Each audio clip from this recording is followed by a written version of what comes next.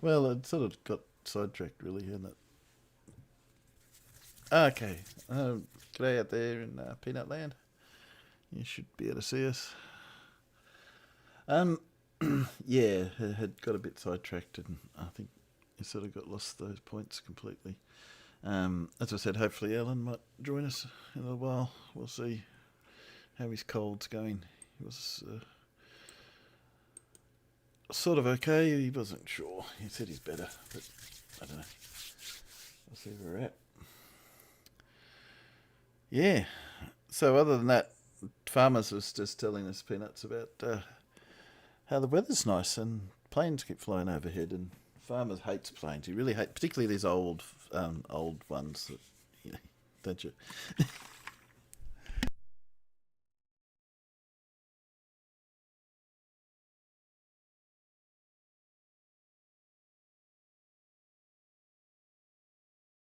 And you're not going to save up and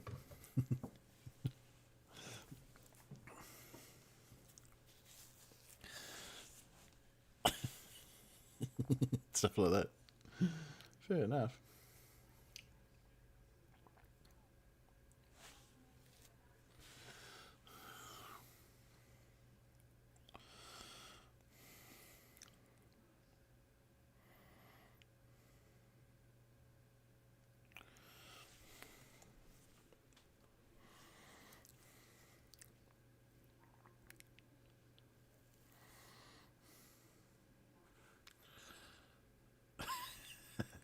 Oh no, sorry.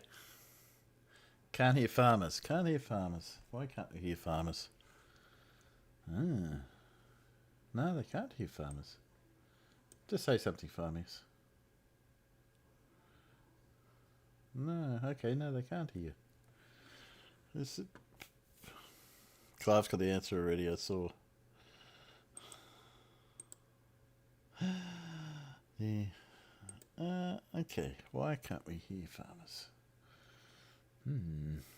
I think it may be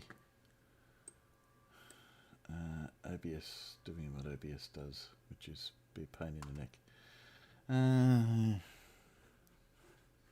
That's the Alan. Okay, guys, I'm working on the sound. If you guys can chat amongst yourself for a sec while I work out why. Rhubarb. Talk to Alan. Ask. Hey, Alan. Sorry, nick off for a sec.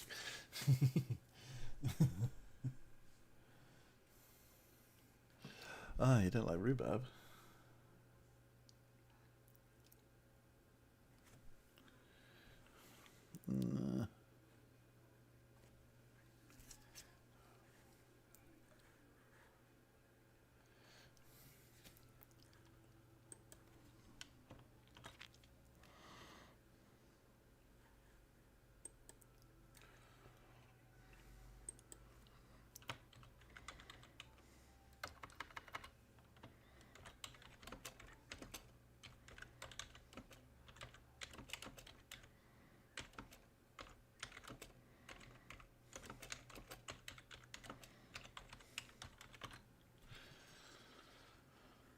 Stream should still be there, and you may not see anything just at the moment. I've just got to nick in and make sure that it's. No, it's still.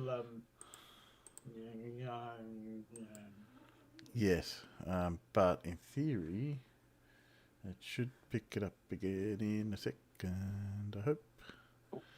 Depends how. There we go. There's me going. Yeah, there's you going round and round and round and round. Come on. Spin me right round. Come on, spinny. Like a record, baby. Like a record. That's the one. Come on. Excellent condition. Yes, I know it's got excellent condition. Now just show me what I'm speeding out. Oh dear. Come on. You can do it. You can do it. Okay. I don't want to stop the stream, but it's been a bit of a pain. When like this, I should be out and doing something, but.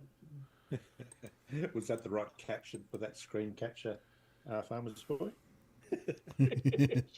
Fuck up!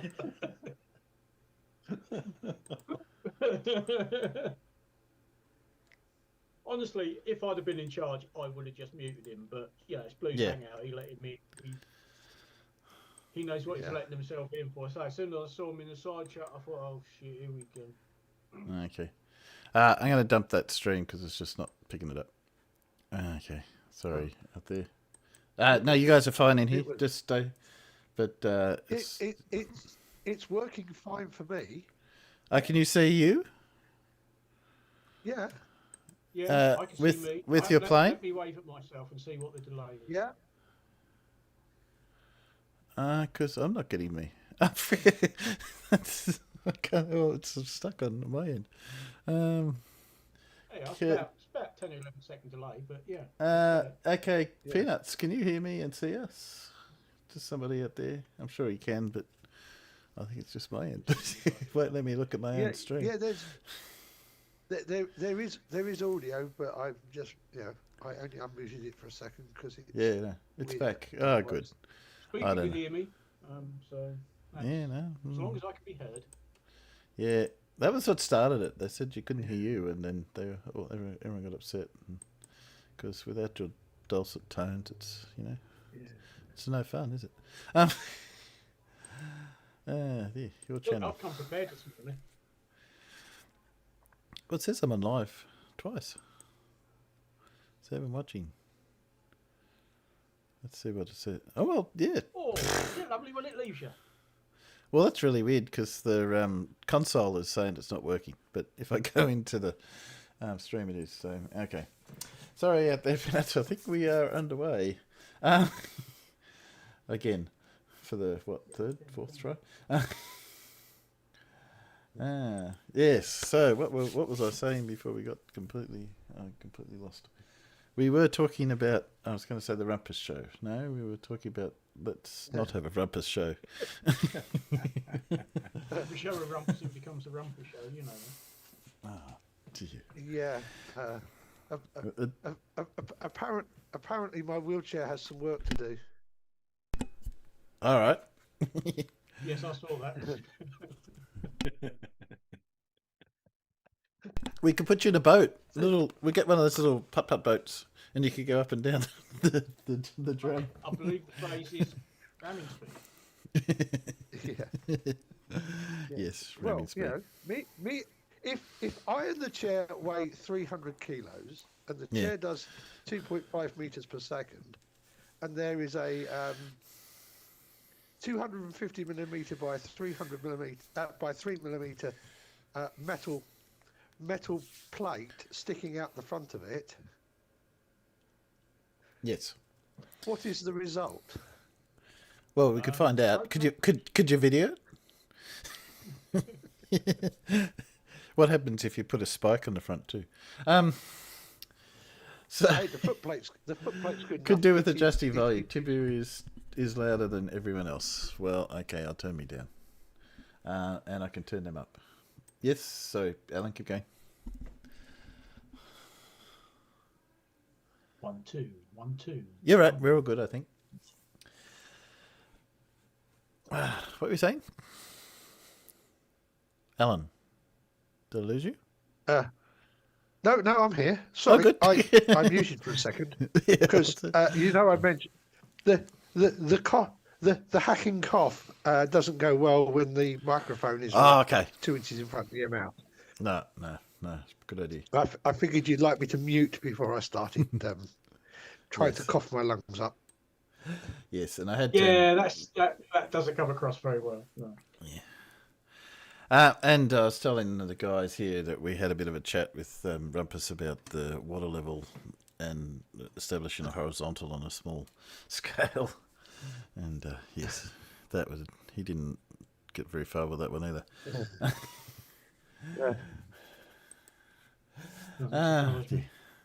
So what I thought we could do, unfortunately, I did invite Charles, but I didn't expect he'd be able to come. Because I didn't really get a chance to go hear his what he was trying to say. So, but I did get from Blue his document. So you should be able to see it in my feed. Do you see my video feed? Yeah, it should be. Well, no, you don't, because I haven't got it turned on. That's true. No, you haven't. Yeah.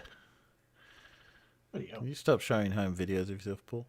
Let's just pin Timbo. So that dog's having a whale of a time. It is, yes. So you should be able to see me now. Pin that up. So what he was trying to get across, for those out there that didn't sort of follow the thing, Charles had gone on a bit of a debate with Bev and the others, and there'd been a bit back and forth after that, and I think it was a bit of a chance for him to sort of say why these guys can't do geometry, because they have accused him of, he's not a real teacher, he should be, sacked for teaching kids, proper geometry. So like, come on. He's teaching proper geometry. It's you guys that aren't applying it properly. So, yes. So his first point was, and I thought we can just talk about it. The false dichotomy, the globe model versus reality. Their vision is reality does not need to withstand scrutiny, since the capital R reality, not a model, can be described. Because they talk about that all the time. Oh, we don't have a model. You don't need a model afflicted, all that sort of stuff. To me, that's just an excuse not to have answers. I don't know whether you think that's... Well, it's particularly ironic. They call us the model afflicted, but they have got a model, and they bang on about it incessantly. I just don't think that they realise that what they're describing is a model. Yeah. Horizontal is level. All horizontals are parallel to the plane of the horizon. Blah, blah, blah, blah, blah. That's a model. Yeah. It's a... No. And it starts off with it, because obviously they're trying to say we're not flat earthers, because although they are, they're trying to say, if we bring other people to the conclusion, then it's not us saying the earth is flat. But, trouble is but it doesn't come to that conclusion. To a man or woman or occasional table, whatever you want to identify as, in that group, they are all flat earthers. Yeah. And they just don't like it. For years that they've been espousing the flat Earth model, and Bev with his research flat Earth stickers, and SC and all the rest. They're all flat earthers. Yeah. But now they've got this whole spiel about, oh no, it's not flat. Of course it's not flat. It's got mountains and hills. Well, well, that's just terrain. Pointless. That's not shape. It's a very, very bizarre position to take. It is. They're It's and as I said, my personal opinion is that Bev has this. I've said something and I can't take it back, and I'll take it. Just keep it going forever till I'm completely trapped and have no choice but to say something different. Which is what happened with he's too far into the performance. Yeah, which is what happened with the surveying thing. Because I've got, I got a little bit of video where he said, he had done surveying. I think the video came from Mr. Sensible interview with him at one stage, and now he's, oh no, I've never done surveying. Oh well, yes, you actually did say it. He did try to say he never said it, but yes, he definitely said it. And it's unfortunate that you don't, I believe on Facebook and other social media, he had been quite outspoken as a flat earther, but I don't have any evidence of that. Like, I'm sure he did, but I don't have anything to put up for that. I think if you take the time on his Twitter feed, because I think a lot of us do have several examples saved. If you go back through his Twitter history, it's all still there. Okay. He's telling people the Earth is flat. He's telling people to research flat Earth. Everything is flat Earth. Now his position is, I was just joking. Yes. Yeah. I don't think he's even gone back and deleted it all. It's all still there. Yes. His Twitter feed is very revealing, because he professes ignorance to what a tangent is. But you've only got to look at the things that he likes on Twitter. Yeah, and he likes a lot of things that. Well, here's one. Somebody posted yesterday: square and tangent circles, how to prove, and it's got a lovely little graphic with some circles and the square and radii and all the rest of it. And it's all to do with tangents, and of course Bev's he's actually retweeted it, So he'll pretend to have ignorance on these things, but at the same time he's retweeting geometry stuff, Feinberg that he really loves. You know, he'll retweet all the tweets on Richard Feinberg. You know, this whole thing is a fucking act. Yeah. Well, that's But my he's too take on far into it now to change it. You know. He has to say something about it. Yes. Well, so that's. I mean, yeah, I think Charles was crud on with it. You know, this globe model. It's just to me, it's just an act. Same with that heartfelt faith belief allows them to dismiss and explain all things away. See, I think there's only one or two of them I would call true flat earthers, in the sense that, you know, it's really that heartfelt belief.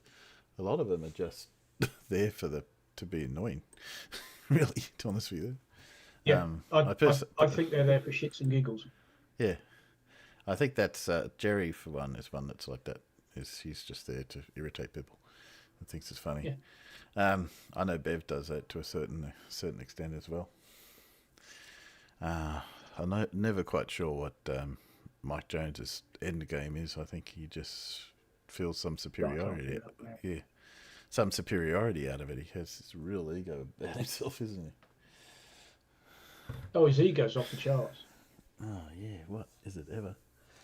In the start of that Blues this morning, even before they got going, and he was trying to say, oh, you know, he won't show his credentials. This Mike Jones is saying that Charles won't show his credentials. So we're saying, but you haven't shown yours.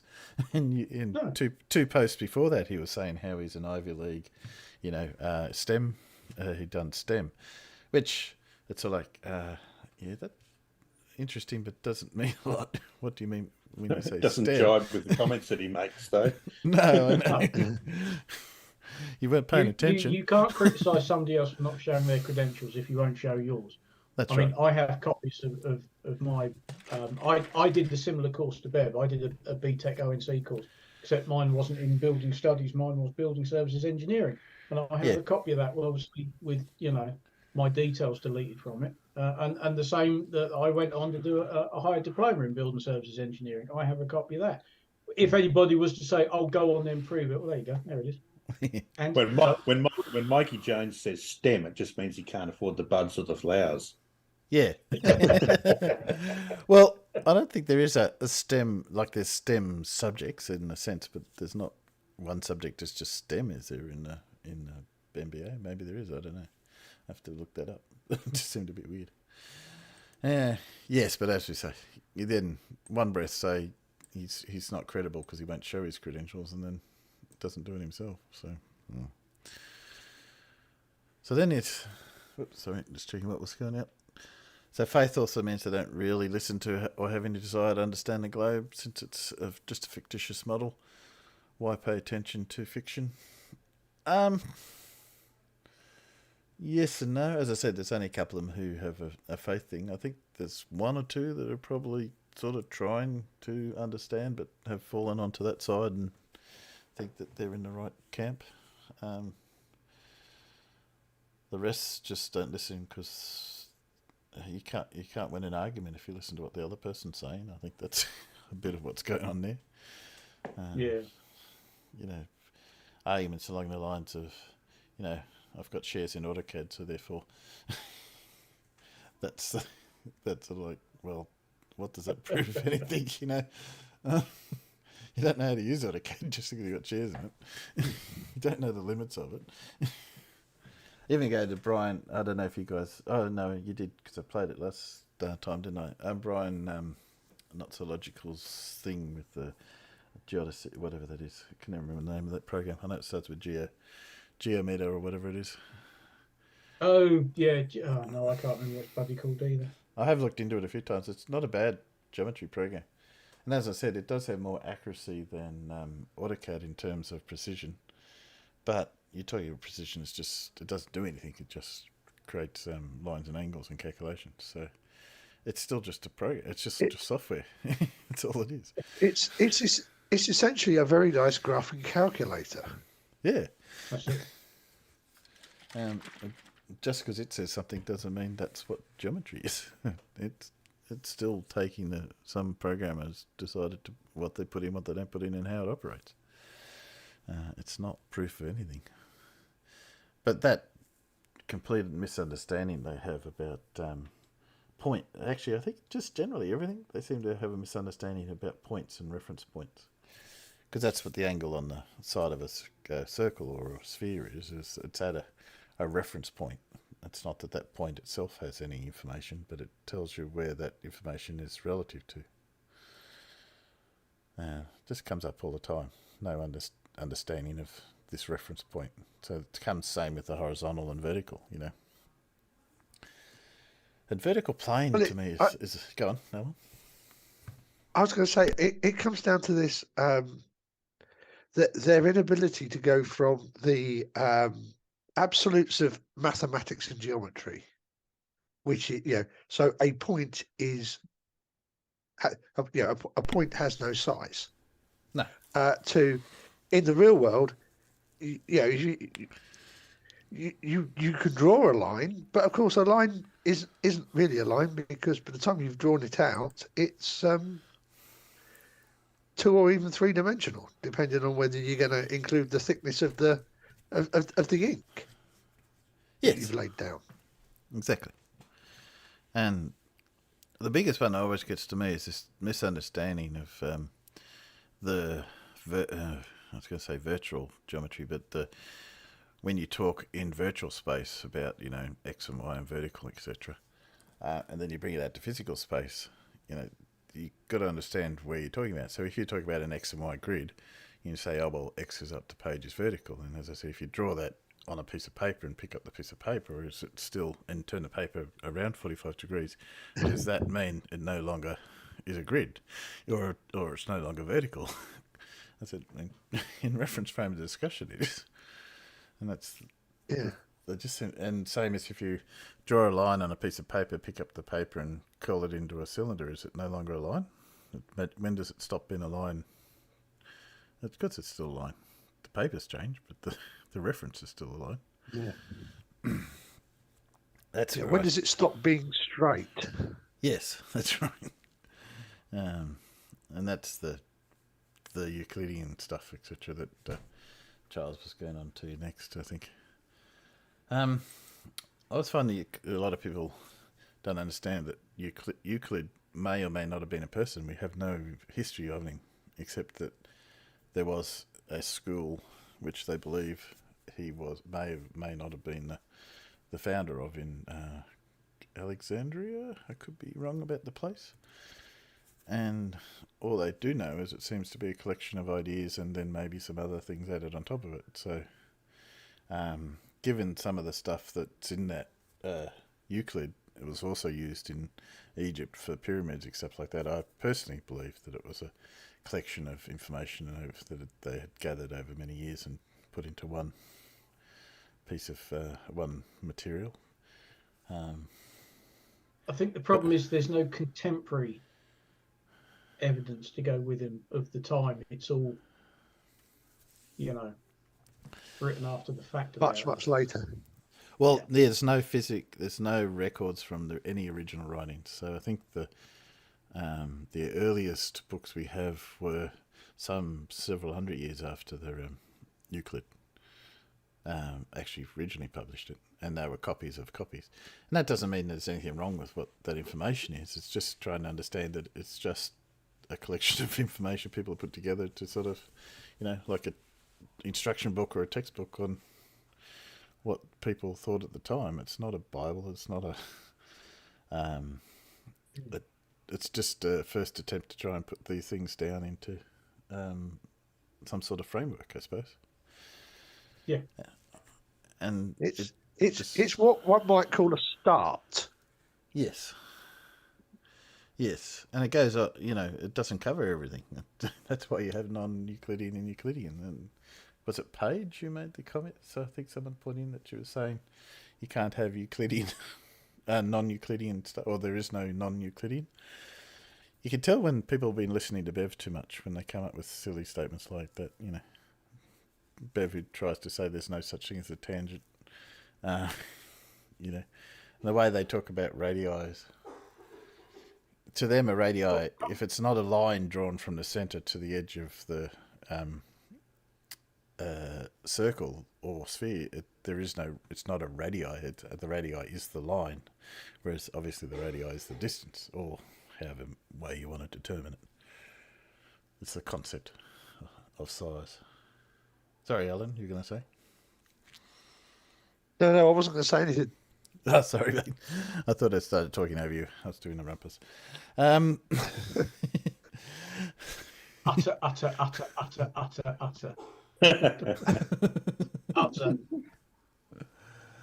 But don't forget that Bev and his crew, but particularly Bev, just deny that spherical geometry even exists. As was mentioned last night, you show them anything on spherical geometry, no, that's not real. It's not real. They're all lies. It doesn't exist. There's no such thing as spherical geometry. Yeah, this whole argument that you can't measure an angle, or you can't, that they don't, because it's used all the time in engineering.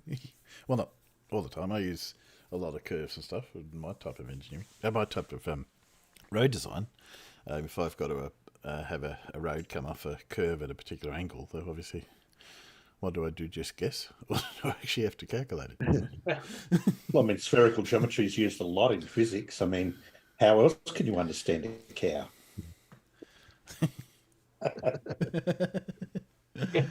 Yeah. And let's make sure we haven't got lots of pointy, sharp corners on our printed circuit board tracks, because that'd be really bad too, wouldn't it? It would, yes. No, it's just because they don't use it or can't see a use for it doesn't mean it doesn't exist.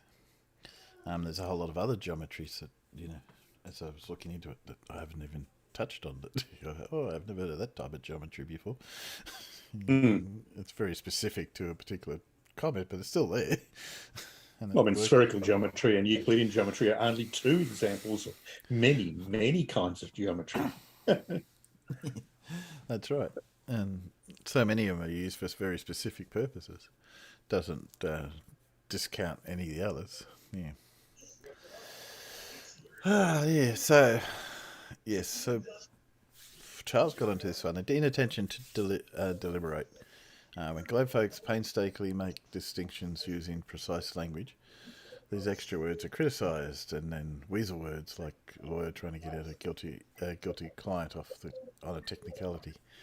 Oh, that's just, and I think that's the same with this A and B are sort of along the same lines, but, B a little bit different. That coming off as, you're trying to explain something with more sensibility because they don't seem to understand the simplicity, and then they criticise you being more complicated. G'day, Blue. How you going? Hello. Hello. Hello to Blue. Blue and his television. What? What? Oh, Paul, we can hear your television in the background. I said hello to Blue and his television. Can you actually hear that? Yeah. Yes. We can, yes. Really? God Almighty! You are a little bit loud too, so I don't know if you turned up a bit.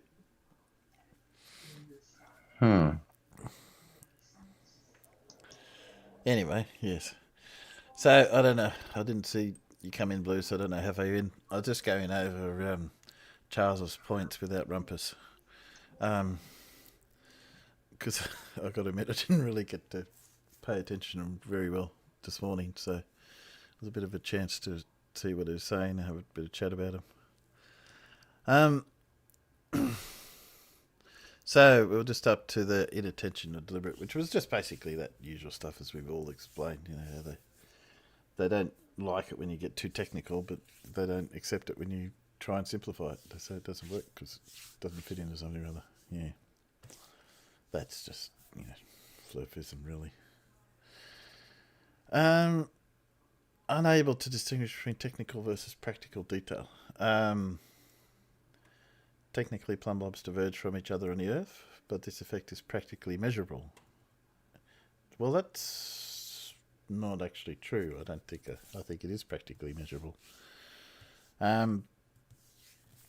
Practicality of plane surveying works at 99% and 9% of job sites. Well, yes, actually almost works on all job sites, but technically with great distance horizontal plane intersects. I think that's just a little bit Charles. Obviously, it's not had done much in terms of a job site, but yes, you can definitely measure the difference in verticality as they diverge. You just have to use a bit more tools because that's basically what's anything. Divergence in those angles is. I'm not quite sure why he said that, but yes, you can definitely measure that. As we know, same with the exact versus approximate. Yes. Oh, that is so. You're not sharing the presentation. I'm not. I thought you saw it this morning. You memorised it. Come on. Nothing distracted you from the conversation this morning, did it? So, sorry about it. I got 3 screens, and sometimes I'm looking at the wrong screen to see where I'm up to. And if I flick from one to another, I said to the guys, to Paul earlier, I spent a bit of time hacking my computer to pieces today and put in a new power supply and a new graphics card. So, I was a little bit concerned that it was all going to work, but it seems to be going okay so far. Well, that was a wise thing to do before you live stream. I did it early this morning. It seemed like it was fine. I don't think it had anything to do with that sound problem earlier. It could have, but no, I don't know. Shouldn't have. I was just happy when I put it back together. Eventually, it all turned back on. Because I did literally have to hack the computer apart because it's an old case. And it doesn't fit some of the newer stuff. So I had to cut a big chunk out to get the graphics card in and hack a bit in to get the new power supply in to run the graphics card because the old power supply wouldn't run the graphics card. Is that now? Anyway. How's my audio? Can't hear the TV as much. A bit loud. A little bit loud. Really? That's better. Oh, that's better. Good now. Okay. Well. So I'm up to point 2C of Charles's document. The same as exact. Going for me? I'll be trying to adjust everything to suit friggin' Zoom. It's got my mic all screwed up, so I'll be back. Okay, mate. Oh dear. I wasn't sure if you had been having trouble having to come through web rather than through Zoom itself. I don't know how many times you have this problem where you're trying to they get no concept of scale, space, size, whatever. So you'll make a statement and oh no, it's 0.0001 millimeter out, so therefore it's not accurate enough. And so but you're measuring, a length that doesn't matter or the width of a skyscraper. Those sort of things don't matter. Like the verticality of the skyscraper one, that's real frustrating because when you do the set out for a skyscraper, they generally do the middle core or the line of as its reference point. And then they go out from that and then establish reference points out beyond the site from that plane. Because obviously, when you go up, you want to go up straight. So they don't do the sides the same way as some people might think. So if you're going from the center core and then you're basically parallel to that line, then they check the verticality to that. And verticality, if it's out, that's a problem. But the wind loads and the expansion due to expansion and contraction, all these other things are going to be much bigger problems than the curvature of the Earth. Yeah, well, on taller buildings, the wind is more often a problem than thermal expansion. Yeah. As we found out at a hospital in Birmingham when we joined 3 blocks together with 1/2-inch meter pipes, and somebody said, so how do the buildings move? Oh, they can't. Oh dear. Oh dear. Oops. And that was one of the things I picked up when they brought me on board to go through all the comments, and the consultant had spotted it and said, these 7 or 8 story towers. There's 3 of them, and they're all spaced apart. And we had half-metre chilled water flow and return pipe work going right across the top of all 3 of them. They said, have you allowed for the building to move then? And I sort of looked at all the drawings and said, no, I don't think we have. Oh dear, maybe we ought to. Because they'd paid somebody an awful lot of money to model how much these towers would move in either direction when the wind picked up coming from any direction, blah, blah, blah. And yeah, by the time you got to the roof of these towers, they would move quite a bit. Yeah. Not once we were done with them. They weren't moving anywhere. No. Shit. That's no good. Well, I know they do a lot with their internal hydraulics to make sure that the pipes have expansion, etc. They've put flexible joints between floors and stuff like that. It's funny you should mention that, because down in the first 2 floors as well, where this was, if you can imagine, the first 2 or 3 floors, it's just one huge building. Then it had these 3 towers coming up above it. The building had movement joints everywhere, and they'd already put a lot of this heat and pipe work in, and that was sort of 4-inch pipe. That's 100 mil, 125 mil pipe, just going right across the movement joint. And you look at it and go, how's the pipe going to move? Yes. It wasn't. No. I think the contractors thought the consultants were taking care of the thermal expansion. The consultants thought the contractors were taking care of the thermal expansion. And in the way of the world, no bugger did. No, well, I think that... A lot of retro engineering on vast chunks of that building. I've picked it up on bridges before with their... because we put expansion joints in bridges as well for the same reason. And obviously you run pipes and electrical and stuff. So people that run conduit. Conduit's not a problem when it's just running electrical. But they had run some pipe and some drainage, and I said, "Well, what happens in the expansion joint?" "What do you mean?" I says, "Well, it's an expansion joint. What happens to the pipe when it expands?" Yeah, okay. We need to.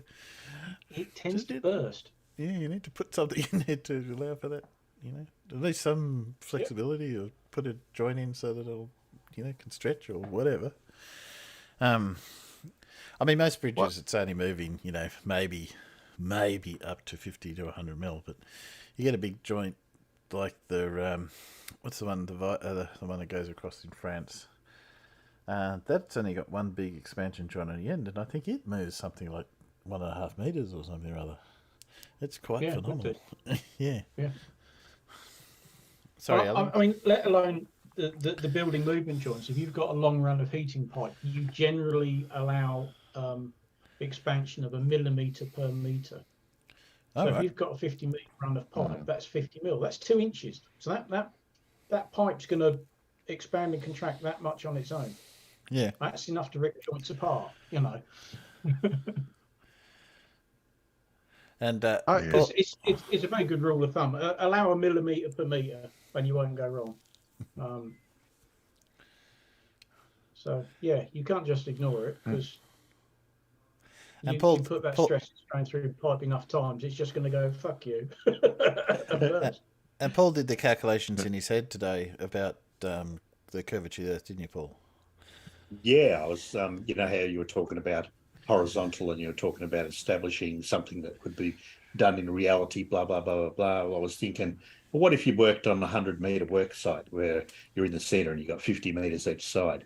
How much would horizontal deviate from level at that 50-metre point? You want to take a guess? Timbo knows. Thousandth of an inch, maybe. Yeah, I was going to say it's less than 1 millimetre, isn't it? About a fifth of a millimetre. Yeah. You're going to need your verniers to measure it. Yeah. And surveyors will only measure to the nearest 5 mil at that distance anyway. So yeah. The curvature of the Earth is not going to factor into anything at all over that scale. No. While we were talking about buildings, Alan, keep going. I just wondered. We have a I think it's about a 7 or 8 story office block in my local town, and it looks like it's on the piss. All right. But apparently it's not. But it looks like it's like leaning over. Is it just an optical illusion? I believe so.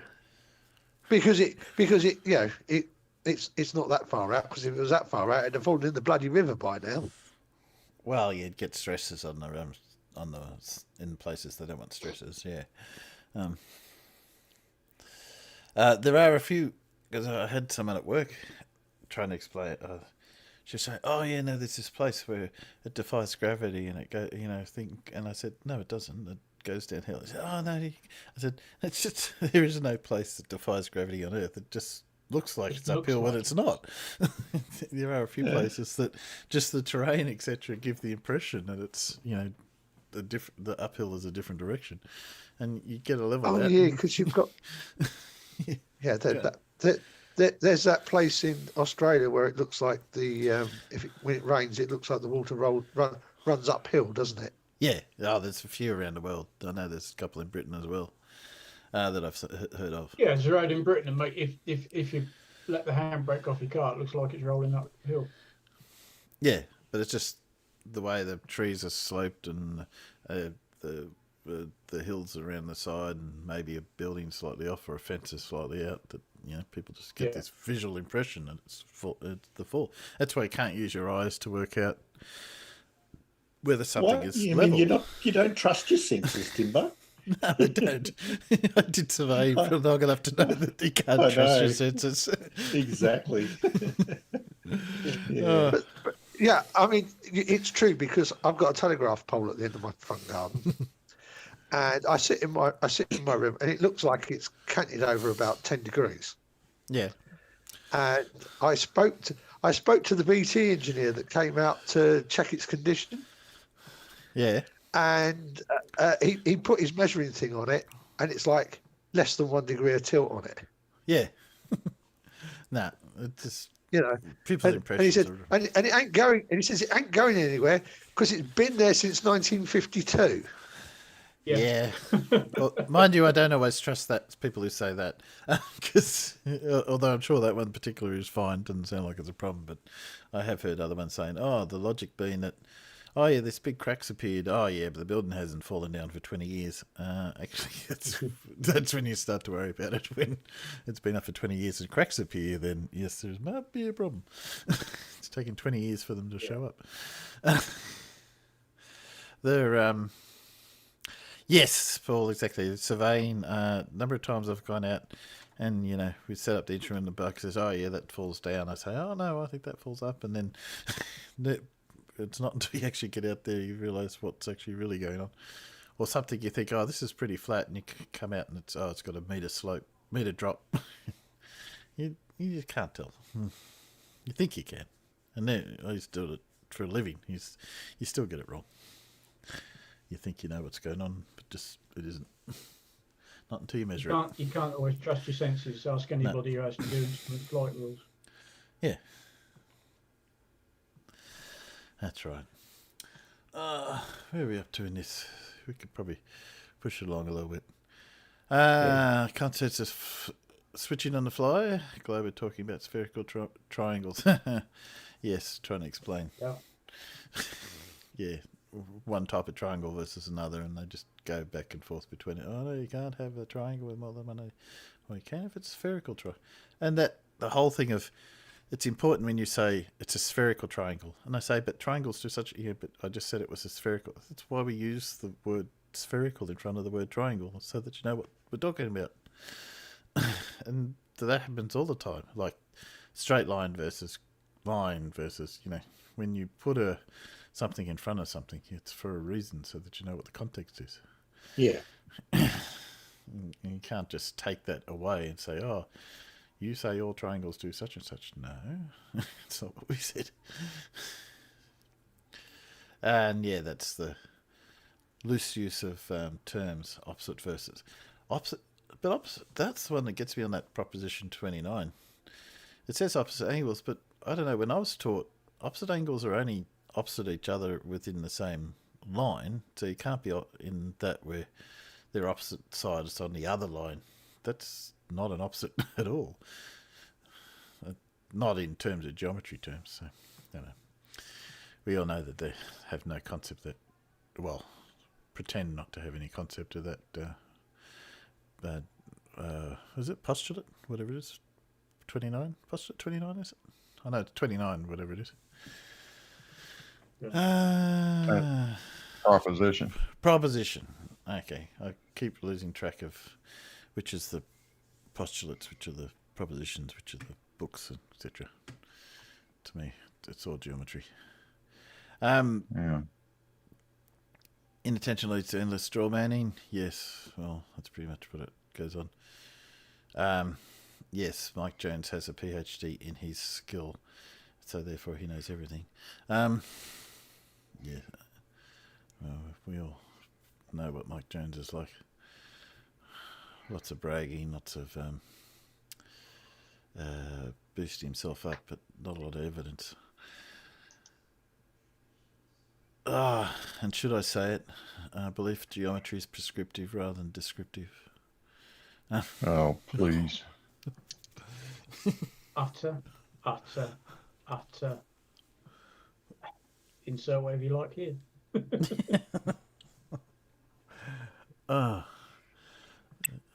Let the man speak. What's the problem? I was. think. I Go on, Sorry, Blue. Blue, you go ahead. You go, Blue. No, go ahead, Ella. Okay, I was going to say, in 3B, I believe if you reworded that to say, if you discover a contradiction between nature and maths, then you used the wrong maths. Yeah. Yeah, that performance by Rumpus was ridiculous. Oh, was it what? In fact, I've made that video private. Private now. for that reason. Good idea. Well, I don't want Bev getting his hands on it. I hope he didn't record it. He may have. You may have. You'll soon know. And But they I definitely really saw. would. They definitely saw it. So, but yeah. Yeah, they saw it, so they can talk about it. But Rumpus, I don't know what to do with the guy. I almost booted him. I hate to. I like the wouldn't. guy. I mean, he's a friend of ours, but Yeah.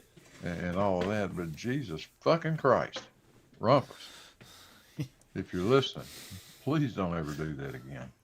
Yeah. That was not billed as the Rumpus Show. That had a very specific purpose, and I can't tolerate that sort of behavior any longer. Nah. Because. And Rumpus does that every fucking time he comes on my show. Every time I let him on one of my live streams, that's the sort of shit that happens. He to be honest, he does it in every live stream he goes in. Yeah, that's why he's banned in so many places. Yeah, because he can't help himself. I had him banned on my YouTube channel for years. Yes. Yeah, and Clive, he will have been right on that point, but that's not. It's not how you do things. And it wasn't so much about. It's just more the. He talks about disrespect. You can't. He was. There's ways about approaching it. Let him have a chance to say, for a start, say what he needs to say, not talk over him and give. You don't. Sensible discussion. You say, okay, but such and such, or why do you believe that, or this is. This is why I think you're right, but not just shouting over the thing. You're wrong. You're wrong. You're wrong. Which is effectively what Rumpus was doing. And then every chance he tries to talk to defend himself, he gets talked over. That's what we're talking about, not whether Rumpus was right or Charles was right on that. I can see where Charles was heading with it.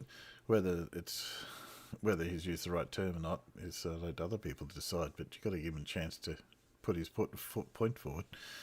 But yeah, frustrating, that one. I could move on from that one. People can work out for themselves. Whether they think I would like to hear. I'd like to hear Rumpus defend the opposite position. Tell me the case where nature is wrong. Yeah. Exactly where the hell is nature wrong, Rumpus? because I think that's what Charles was trying to say. Is that okay? If you see something in nature and then you try to find the math to make it fit, and I think Rumpus got too stuck on the idea that maths is cannot be an error. Well, the wrong math can be an error. So Yeah, I think that's the big difference. Yes, mathematics isn't wrong. It's just you might have used the wrong mathematics to try and describe something in nature. yes, and that's all that needed to be said, really. not what was where it went. Clive says Rumpus was right. Yeah, no. I know what Clive says. Clive, you've already got 2 guesses right tonight. So, it's okay. Yeah, everyone's have your say. I think I understood where Rumpus was coming from. It was just the way he went about it. I just ended up disrailing the discussion from then on, particularly on just one point out of the number of points that Charles was trying to get across. Clive, yeah, you're right, Clive. Neither nature nor math is in error. If you apply the wrong math, then you've got a problem.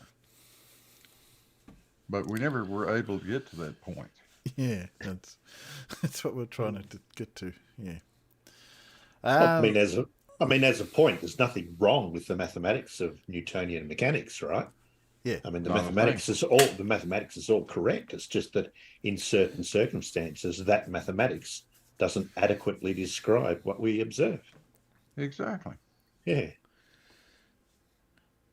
I put it back to the scale type issue, and that may not necessarily quite fit into it, but it's when you use the right maths for the scale of what you're trying to calculate. If you're counting ducks, I'm sure you can, how accurate do you need to be? Plus or minus a tenth of a duck. Yeah, that's right.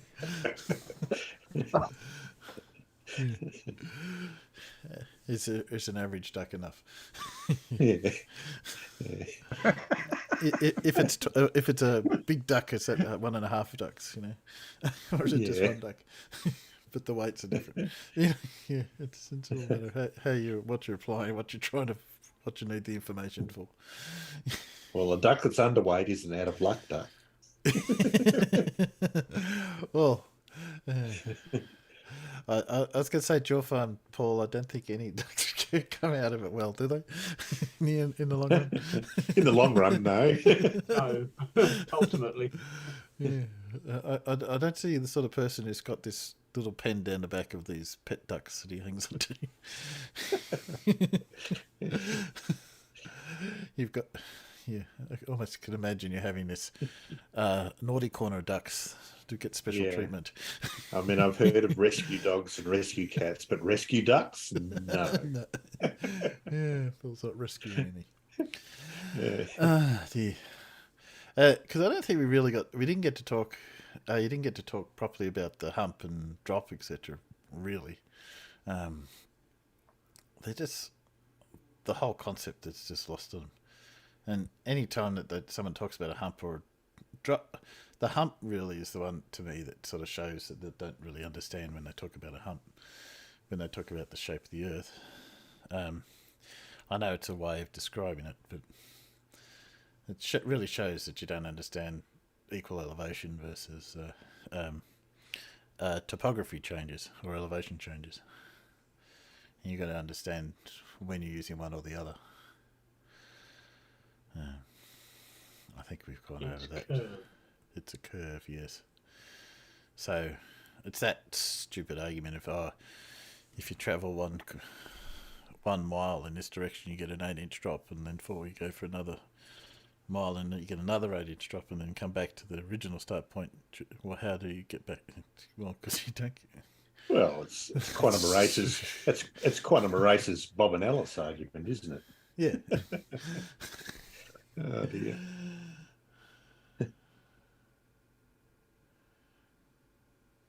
Yeah, sorry, I was just reading Clive's. It's just it's the same elevation a whole lot. You don't change elevation as you swim out a mile. You're still on the surface of the water for the whole length. Well, hopefully, unless you can't swim, and then that might be a problem. Using level and horizontal interchangeably, well, that's the whole of Bev's thing, you know. It's really, he really only has one argument, which has no evidence for, but still takes it out to the infinity. Irony alert. Using water level to establish a horizontal plane while providing looking along the level. Trying to extend the horizontality. The same with all the law. Yes. I was telling the guys, Blue, we were trying to talk to Rumpus about how you can, arguably you can use a water level to do the same job as a water level, but he didn't seem to like that. Yeah. Well, at that point, I was arguing with Rumpus just to argue with him. Yeah. It was yes, just to do the same pedantic bullshit he's been doing. Yeah. It actually felt pretty good too, I must say. Yes. Oh, dear. I sent so on the LIGO stuff. I did send Charles my spreadsheet with all the levels and the KMZ files with the two things, so he can have a little play with LIGO himself. He can have fun with that, save him typing those in, because it's a real pain to sit there and type all those levels in. I don't mind taking somebody else's pain away. So you can get back on. We spoke about LIGO. I think we all know the issues there. Yep. Difficult with perpendicular, horizontal, and vertical. Yeah. It's just really a lot of this use of the word horizontal planes, vertical planes. It's just the same wordplay that they're trying to use elsewhere, I find. Vertical plane, I think, is an interesting one, because a vertical plane only exists arguably along the line of measurement. So you'll get a vertical plane from an instrument to the observation, but as soon as you move the observation point, that vertical plane is now a different one. So I have heard him say a few times, get mixed up and say along the lines that all lines on a vertical line are parallel. Well, no, they're not actually, and it's the same. All lines on a horizontal plane are not parallel either. You can easily have lines that are not parallel on any horizontal or vertical plane that are to each other. So that just goes to their inability to understand what they're talking about, or some of them. I think Paige might be one of those. She posted some comment about you can't have vertical and horizontal because we have squares. I think that was the comment. And I'm thinking, I think she was trying to say cubes, but even then that didn't make any sense. No. Well, it's Paige. What do you expect? So she's one of the ones that I think she hears these things, but it doesn't even understand either side of the argument, to be honest with you. It just goes along with whatever Bev says. She's a little bit more of a Bev eating disciple than anyone else. And I think, we've most of the stuff that's in the bottom one, I think we know exactly where that's going from. It's the same usual stuff. I would have liked to known what Charles had said about the use of normals, but I suppose we would understand what he says, but they don't seem to accept. Bevians don't seem to understand the point of normals in any case, because you use them in all sorts of things, but definitely not the concept on just a simple one onto a regular circle has gone over their heads. Yes, I did hear there was a medical. Oh, there you are. Sorry, I'm catching up in the chat. So that was the medical emergency that you had to drop your live stream for. That's a bit. Hopefully it's okay. out there, Matt. You do what you need to do. Obviously Oh, is that keep why going. stream cut short? Yeah. Oh, I left it on because I was watching. I'll play a little bit later, but then I saw the last note before he cut out that he had a medical emergency. He had to close the stream. Right, now I know what it was. Yeah. Well, I think we were talking about this for long enough. I was going to say, Paul, do you have a music quiz tonight? I do. It might be the right time. If you're Matt. Right. That's why Matt's not here. Yeah, Matt, if you're still out there. You wanted to drop in just to go crook at farmers for guessing the music quiz. Then you come in. Oh, dear. Permission to share, Timbo? I've closed it down and come back in, didn't I? I didn't have it set up before. Yeah, I know. It's become a bit of a routine, me asking for permission to share. Yeah, well, I wanted to set it up so you all automatically, but apart from getting all your actual Zoom emails, which I didn't really want to ask you guys for, there's no way I can set it up. It's okay, Timbo. It's kind of like Terry asking for someone to say, please press play all the time. Yes. Yeah. Yeah, that's okay. Dear. But I'm not going to. Number 4. What? Number 4. Yes. All right. You got actually, Dave, come up with a new number. Can you go 22.5? That's my favourite number. Around the 4. Put 22.5. Hang on a sec. Let's transition out it there. Oh, we're not getting that. Hang on, 2.6. And zoom. Not getting that out in the stream, so give me just a second. I'll see if I can get that running. Of course, half the trick is working out who they are in the first place. That's right. I'll pick a few hard ones today. There we go. There are a few easy ones there, but there are a few hard ones. God, yeah. Oh, bloody hell. Hang on, where's my screen? I got to take a screenshot. Where's it gone? There it is. I tell you, having a screenshot half the time don't bloody help because you're still sitting there looking at it. Who the bloody hell's that then? Well, I was going to say, it doesn't help me very often except to eliminate, we've done that, but that one. And so when I get down to the last few, I get a little bit more of a clue, but that's about it. Yeah. I still do it based on that. Clive Wells, Fleetwood Mac. Fleetwood Mac. No, I don't think so. I can't see Fleetwood Mac there. There's no Fleetwood Mac in there. No Fleetwood Mac today, no. Not a sausage. Oh, dear. That's all right. Clive's weakness through his superpower is music quiz. That's his kryptonite, is it? That's right. Okay. Oh, yeah, it's got a few of the answers, right? So let's start with the first one then. All right. Boy, maybe. I'm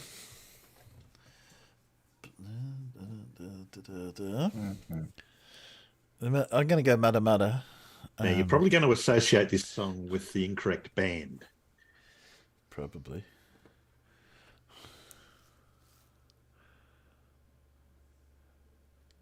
Want to know of... No, maybe? Kiss, maybe?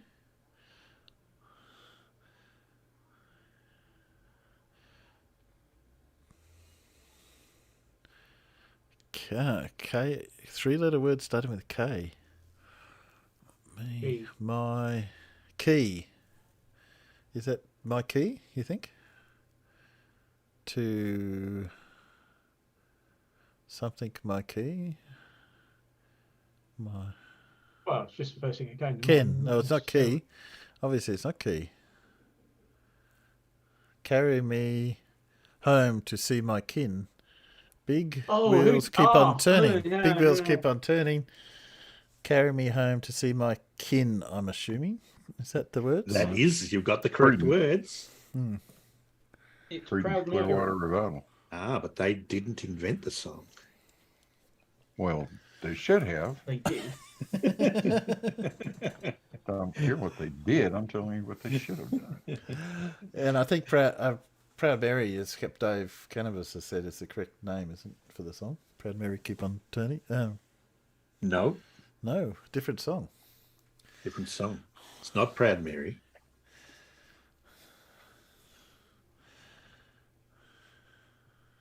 Oh, Who is that guy? Who is it? Come on, Peanuts. I told you you'd get the wrong band. Yeah, he doesn't look like Cretan's Clearwater. He's oh not. yeah. Yeah.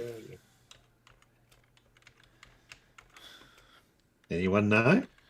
Hang on a sec. It's Sweet Home Alabama. It is Sweet Home Alabama. Yeah. It's spelled Leonard Skinnard. Yes. Oh, Leonard. Oh, With Y's or with Y's. That's right. I've Yes. heard of him. Leonard Skinner. That was that their first album? The actual title was It's Spelled Leonard Skinnard. Yeah, that's right. Yeah. Because that's their gym teacher, spelt differently. Yeah. Their gym teacher famously said they'd never come to anything. Yeah. Then they wrote Freebird, and the rest is history. Yeah. Yeah. All right. Next one. Okay, next one. Okay, on. It could be on. What? It's. No, what there? They. No, there. They had Chari there. No, it's not there. I probably don't have enough to do that one yet. All right. There's some more. Okay, what wasn't dinosaurs on the Canaries? Dinosaurs on the Canaries. That's a good tip. That's not dinosaurs. Is that what? And is that, what are farmers? What? Oh, what a farmers. It fits, but it's not right. No. I'm suspecting it might be fighting or... No, it won't be fighting. What's a Oh, yeah. I got it. fiction? Fantasy? What were... What? It's not. It still could be farming, but it isn't. Yeah, No. it's not farming. What a farming. It fits, but I'd tell you, it ain't that. Well, I thought it might have been fighting or what? No. But that doesn't fit either because it's not. You Could- don't have a fighting. You have. It could be a Toyota ad, right, farmers? Feeling. What a We've feeling. got that over here. Have you got what a feeling over there? No, Toyota advert. When we're Always doing get it the same on advert. the. When we're with dancing on the ceiling. What a Oh, feeling when we're yes. dancing on the ceiling. That would Yes. fit, wouldn't it? Yeah. It would fit. Who by? It's this fella. That fella. Mr. Lionel. That isn't that Named after a biscuit. isn't that Yeah. Fred Astaire? No. Well, That might be. that might be Fred Astaire actually, but it's not him. No. Yeah. Who sang "Oh What a Feeling" when we're dancing on the ceiling? Who was it? I heard someone say the correct name out there. I think it was Lionel. Alan. Rich Tea. Rich Lionel Tea Richie. biscuit. Lionel Richie. Yeah. Lionel Richie. Rich yes. Tea biscuit. Lionel Richie dancing on the ceiling. That's the one. All right. Next one. You get 4 words, 4 verses here. Hey would be my guess. Hey. She's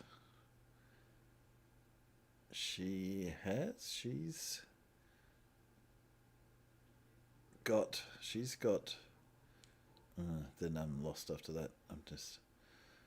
And I can take. I've got an A or an I in there and a few other U's, but I'm going to use full sentences yet. I'll say some more random words just to annoy Blue. It's just a thought process. That's how I work at it. Go I think I need some more letters myself. Oh, Carl must have the power. Cheese.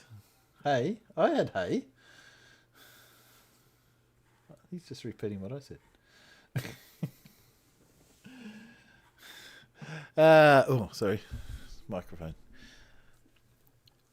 Hay. In. Come on now, the capital letters in Something the girl? last line. I got to give it away. It's something girl would be my guess. Hey, she's got big. No, she's got. She's got.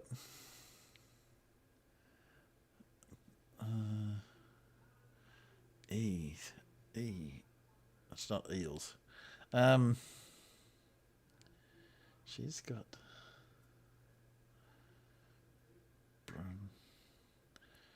Oh. Her hair is Oh, yay. holy gold or something like that. Hello gold. She is a. Just trying. Oh, I can remember who sung it. Her hands are never cold. She's got. But something, guys. Is it? Oh.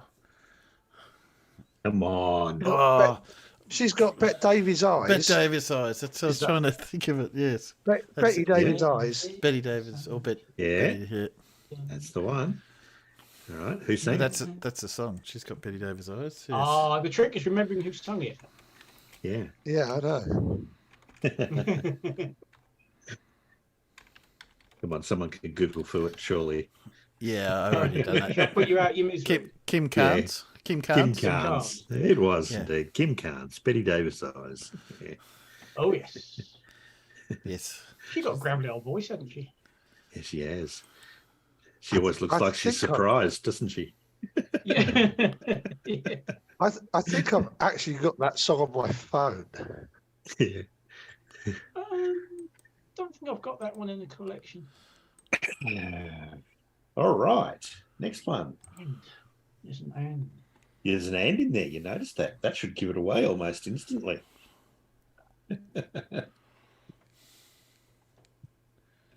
Well, I would if you knew what the answer was.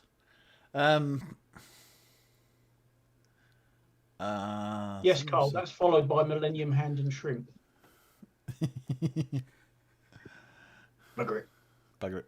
Bugger it. That's a great song. Well, And.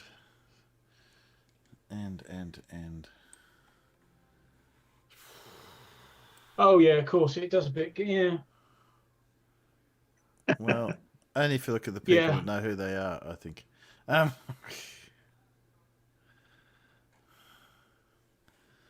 Okay.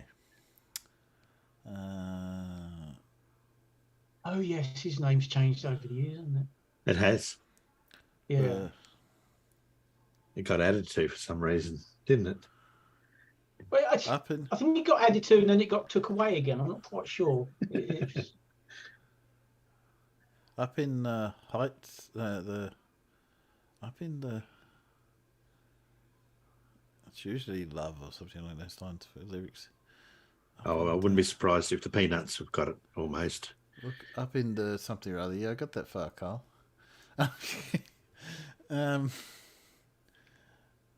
The something or other, king or kiss usually. Growing kiss obviously. To There you go. Armageddon's got the song title. Yep. Jack and Diane. Oh, this is Jack. The ditty about a lovely ditty about Jack and Diane. To something or other. In a little ditty about Jack yeah, and Jack Diane. and Diane. Yeah.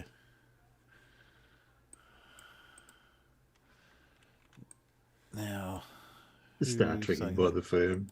Star Trek. Scrape them off, Jim. Yeah. That's not them. He didn't sing it. That's not them. That was Clue. That was a that's clue. Jack- Oh, that's Jack, Jack and and Diane. Diane. Oh. Of course. Diane Yes. Keaton and Jack Nicholson. Yeah. Yes. So if it's that's John Mellencamp, isn't it, who did that one? One of the many names he had. Well, the argument is Yeah. it John Mellencamp, Or is it John Cougar or John Mellencamp? Mellencamp? Yeah. I think he was just John Mellencamp when he wrote that one. I think it's Might be Johnny. his. Isn't it Johnny Cougar Mellencamp? I don't think it was ever John Cougar Mellencamp. No, he has Yeah, been John yeah, Cougar, Oh, has been. He Has has. it? Oh, Johnny okay. Cougar, Absolutely. John Mellencamp, Johnny Cougar Mellencamp, and Experiment 192. But we won't talk about that. Yeah. All right, the next one.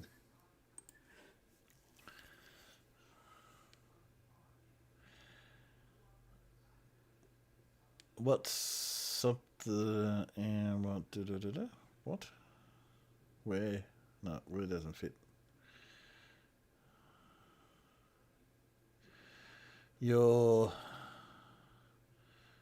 doing maybe and something like that, and you never. No, that doesn't fit. And you. There's that C word again. 4-letter C words in Australia mean certain things. I don't think that's what it is.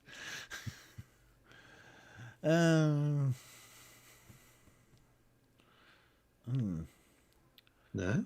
No, not yet. Yeah, I got it. When you're down and troubled, and you need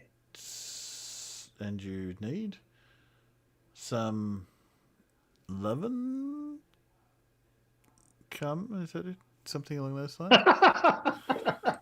Some what? Some loving what? Some loving what, Timbo? Well, it was a 4-letter Oh, word. dear. It fits, but it's not spelt the same way. The song's just not the same with that word. Oh, dear. I'm guessing it's loving care is the actual Yeah, I'm word. guessing that's probably better. But it was. I was just doing, fitting letters to the word, and that was the first one that came up. That's all. Yeah, Timbo, that's the saucy version. All right, so those are indeed the words, but who sang it? Is it? Come That's on. Is that Randy? Someone who did the? If it's the Toy Story one, isn't that Randy? Is that the one you're thinking of? No. James is the name you're looking for. What is it? James Taylor. James Taylor. Oh, okay. James Taylor, indeed. It was James Taylor. You're correct. James And I know Taylor, that you've got because a Carol friend. King's Yeah. not in those mugshots. James Taylor. All There you right. go. Because that was the other Okay. choice. Next one.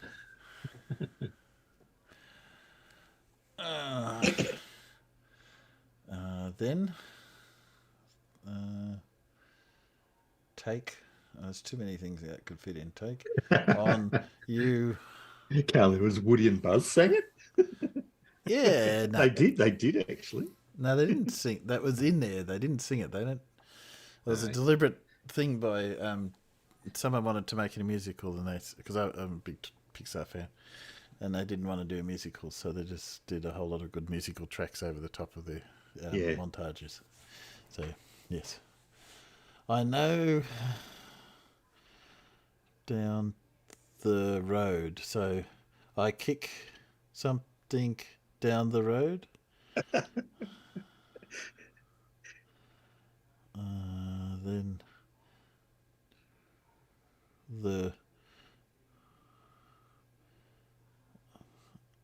Then me to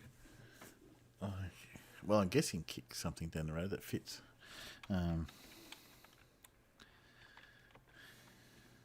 Don Giovanni.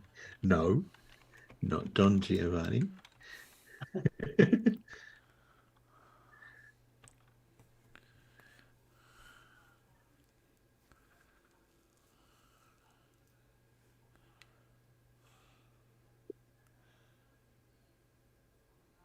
Tiny Carl be the it's not tiny. Oh, it's on the tip of my tongue. I keep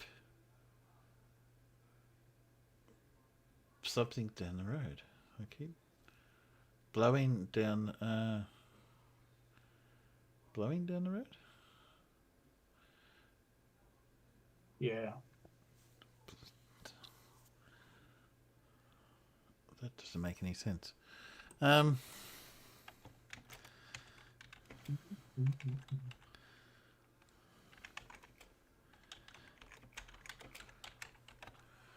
see if Google Fu can help Version me. isn't shit.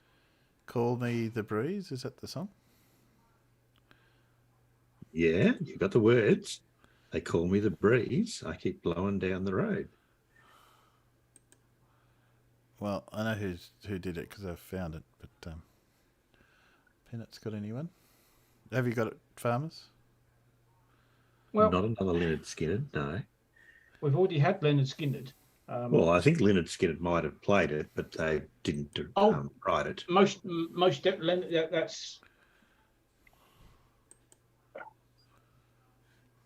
That's one of their biggest hits. But the original, I think, is J.J. Cale.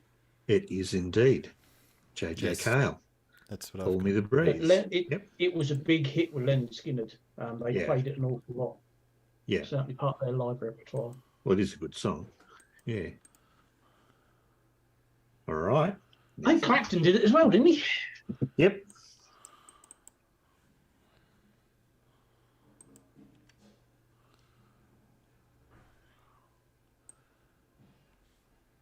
So, just changing the view a little bit.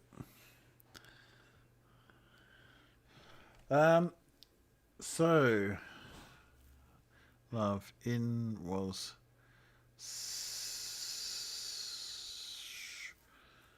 so. This one's a bit of a harder one.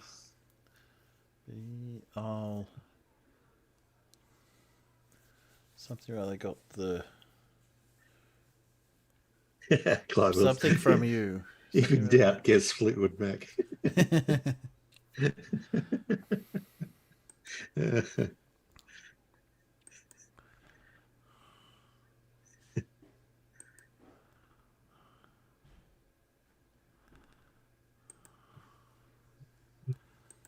Let's look at the mug shots. That would be Something from you. If Oh, in yeah, doubt, guess Fleetwood Mac. Okay, why can't I hear myself? Is he talking? No, I've pulled up a feed somewhere. You're right. Keep going. Oh no, wait. It's all right. I've worked it out. You've worked it out, have you? That would be I have. Something from you. If Oh, in yeah, that's doubt, you're no guess longer Fleetwood constipated. No, I'm no longer. Why can't I hear myself? Worked it out. Now I've got to stop it doing it. Is he talking? Albatross is always the somehow safe I've bet. pulled up the feed. Albatross, got it on a stick. Sorry, distracted there for a sec. My YouTube wasn't playing sounds, and I fixed it. Did you But get wafers with that? I've got the sexual disease from you. He used to be a presenter on Planet Rock Radio. So it's so long ago. There you go. So long Dave it was Cannabis so long ago. has got the song. I will got the blues from you. Don't know if I got that one. Yeah, so the words are so long, it was so long ago, but I've still got the blues for you. By? Yeah, Anyone know? I'm just waiting for Google to tell me. Oh, come on. Gary She's Moore. in Lizzie. Gary Yeah, Moore. Gary Moore. And this is the song. That's the one, yeah. Helps Oh, if he plugs his guitar in. Hang on. all I can hear is silence. Oh, you can't hear that? Oh, No. No, that was Simon and Garfunkel. Yeah. okay. He says. I'll have to fix that. 'Cause Yeah. We'll need that later. That's an absolute blues standard, that is. It is, yeah. Yeah. All right, next one.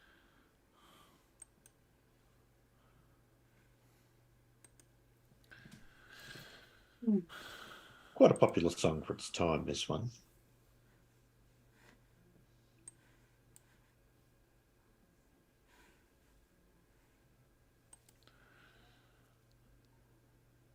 Quotes. Obviously, that should be.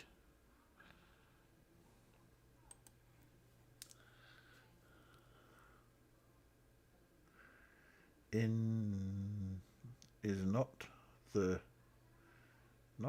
new.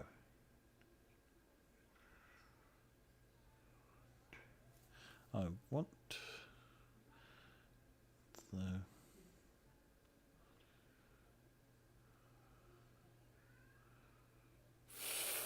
I'm guessing the last one is you. And it's obviously something rather I love you is not the saying I love you is not the words I want to hear from you. Okay, so you've got the words now. Who was it? Oh God, I haven't heard from these ones in ages. That's right. Blimey. Is not the words. I don't know it, I'm afraid. Anyone out there? Yeah, God, I haven't heard this one I can. in ages. I think I know who it is, but only through Google. Hang on, I don't think that's it. I think that's a cover. Would that be Extreme? It would be. Yes. Extremely correct. Yeah. Yeah, I haven't heard them in. Yeah, that's it. More than words. Yeah. Yeah. Now, can you guys tell me if you can hear this? That you love me. Could you hear that? Nope. That's a problem. Okay. All right.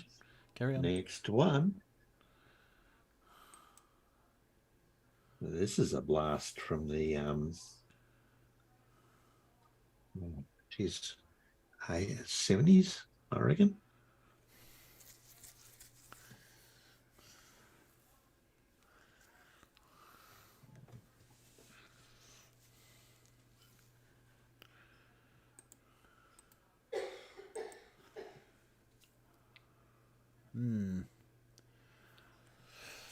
For From Denver. something, No. but they're in has. I'm guessing the last one is tomorrow because that would fit. Nope, it's not tomorrow. No, it's not no is right? No. No. Far hat. See, This was in The Martian. for baby, obviously. I'm not getting all the words. It's annoying me. You're not getting the words, eh? No, I need. Stuff. Ugh. Hot stuff. Yes. Is it hot stuff, baby? Something or other at the end. She's hot stuff, baby. She's Classic. baby. Oh, why can't I find that word? T something something. Yes. T, something.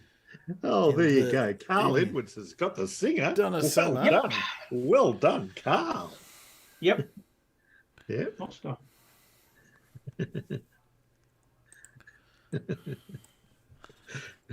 It is indeed. Looking for some hot stuff, baby, this evening. I need some hot stuff, baby, tonight. This I've got the evening. extended version of that somewhere. Yeah. Donna Summer. go. Hot There you stuff. go. Yeah.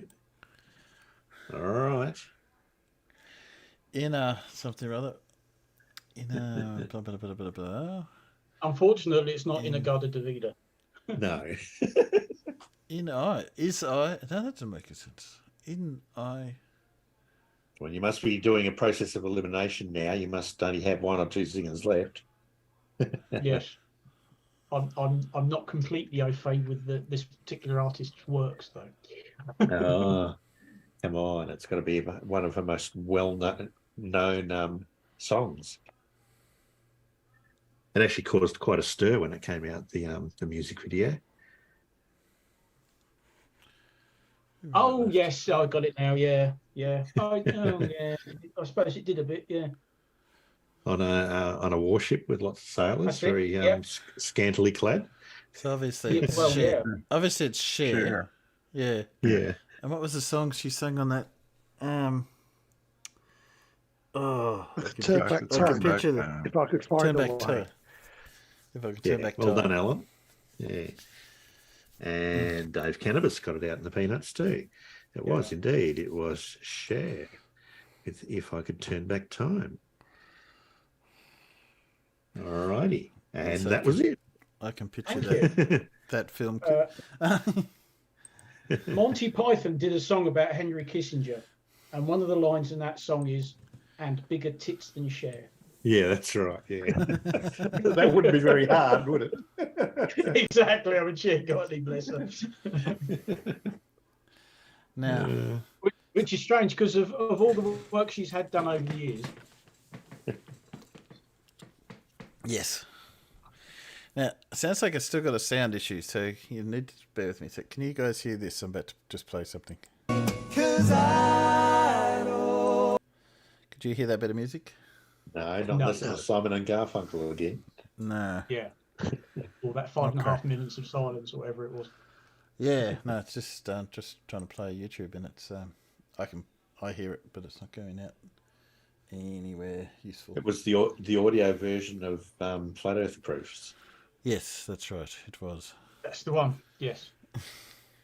Very compelling. Maybe I'll close a few things down, see if I can get it working. Which does make it a bit hard to play any of. I could do a Lindsay without any words. Somehow, I don't think Bingo's going to work out very well if I did that. Are you having trouble playing videos? Are you? Oh, I can play them. You just can't hear the audio. Hear the buggers. Yeah. Hang on a sec. What's going on in here? Oh, I know. I think let's try this. Try again. Would it help if you shared it with us so that we could hear it? No, I think That would- I've just worked it out. I think. Let's do a little test. Oh, we heard that. Yes, I've just Good changed. morning, good evening, good afternoon. Did you hear that? Maybe. So there you go. Fixed. CC here, Chris from Westchester yes. County. It was in my testing earlier. I turned you guys off from the audio feed directly from OBS, and you're now back. So, guess what? Do you want to? Will we give Lindsay? 17 ever going to land? Was he Will we just going give- to sit there and hover? Will we give Lindsay a bingo a miss tonight? What's the time? 10:30. Oh no! Oh, okay. Sorry, everyone. Farmers is upset, so I do have to do Lindsay. It's only short 16 No, minute one. please, not on my behalf. Don't blame me. So it is all Farmers doing. Yes, I've decided to skip a whole lot of Lindsay's because he was on that 8-track series, and we were about track video 3, and we were falling asleep. So, so I've pushed it forward a bit. So retrograde and elliptical orbits. I haven't watched this, but it's only 16 minutes. So let me just put up a. Oh, when you say only. Only. Only. Can you hear my television? No, I can't. That sounds good actually. Have you fixed it? Are you playing through proper Zoom, or are you still going through the web? No, I turned my television off. No, that would make a difference. I was going to say, because if you're still hearing my television, it ain't my television. It's somebody else's television. What, because you turned it off? 'Cause mine is turned off. Oh yeah, Who Dave was is. it in Gems the other day? We kept hearing the background noise. He said, "There's absolutely nothing in there except me, my PC, and my fish tank." It's a fish tank. Man. That's what we can bloody hear. Fucking aquarium behind you, you know. Yeah. Yeah, it's bubble, always- bubble. Yeah, I know. And then trying to teach them how to use, push to talk in Discord. It's just, it was painful. Okay, Yeah, he's one of those that doesn't give a fuck how bad his audio is. And Paul's very lenient on audio. You never hear him go crooked. I know, I never complain, no. Oh. So I'm just for those who are out there. I'm just setting up a new bingo because I realised I hadn't put in all my words. So I usually come in here and we go, let's make what is it? Black hole in the middle. So we do that, and then we come down to here and black hole. Yes. So we do by 5 by 5, and we'll say Lindsay video. So if anyone ever wants to do a bingo, this site is what I use.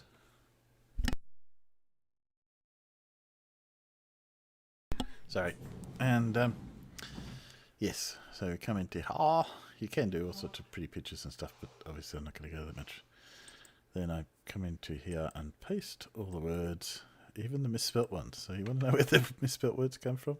That's because I've got a list of misspelt words I keep over on the other side.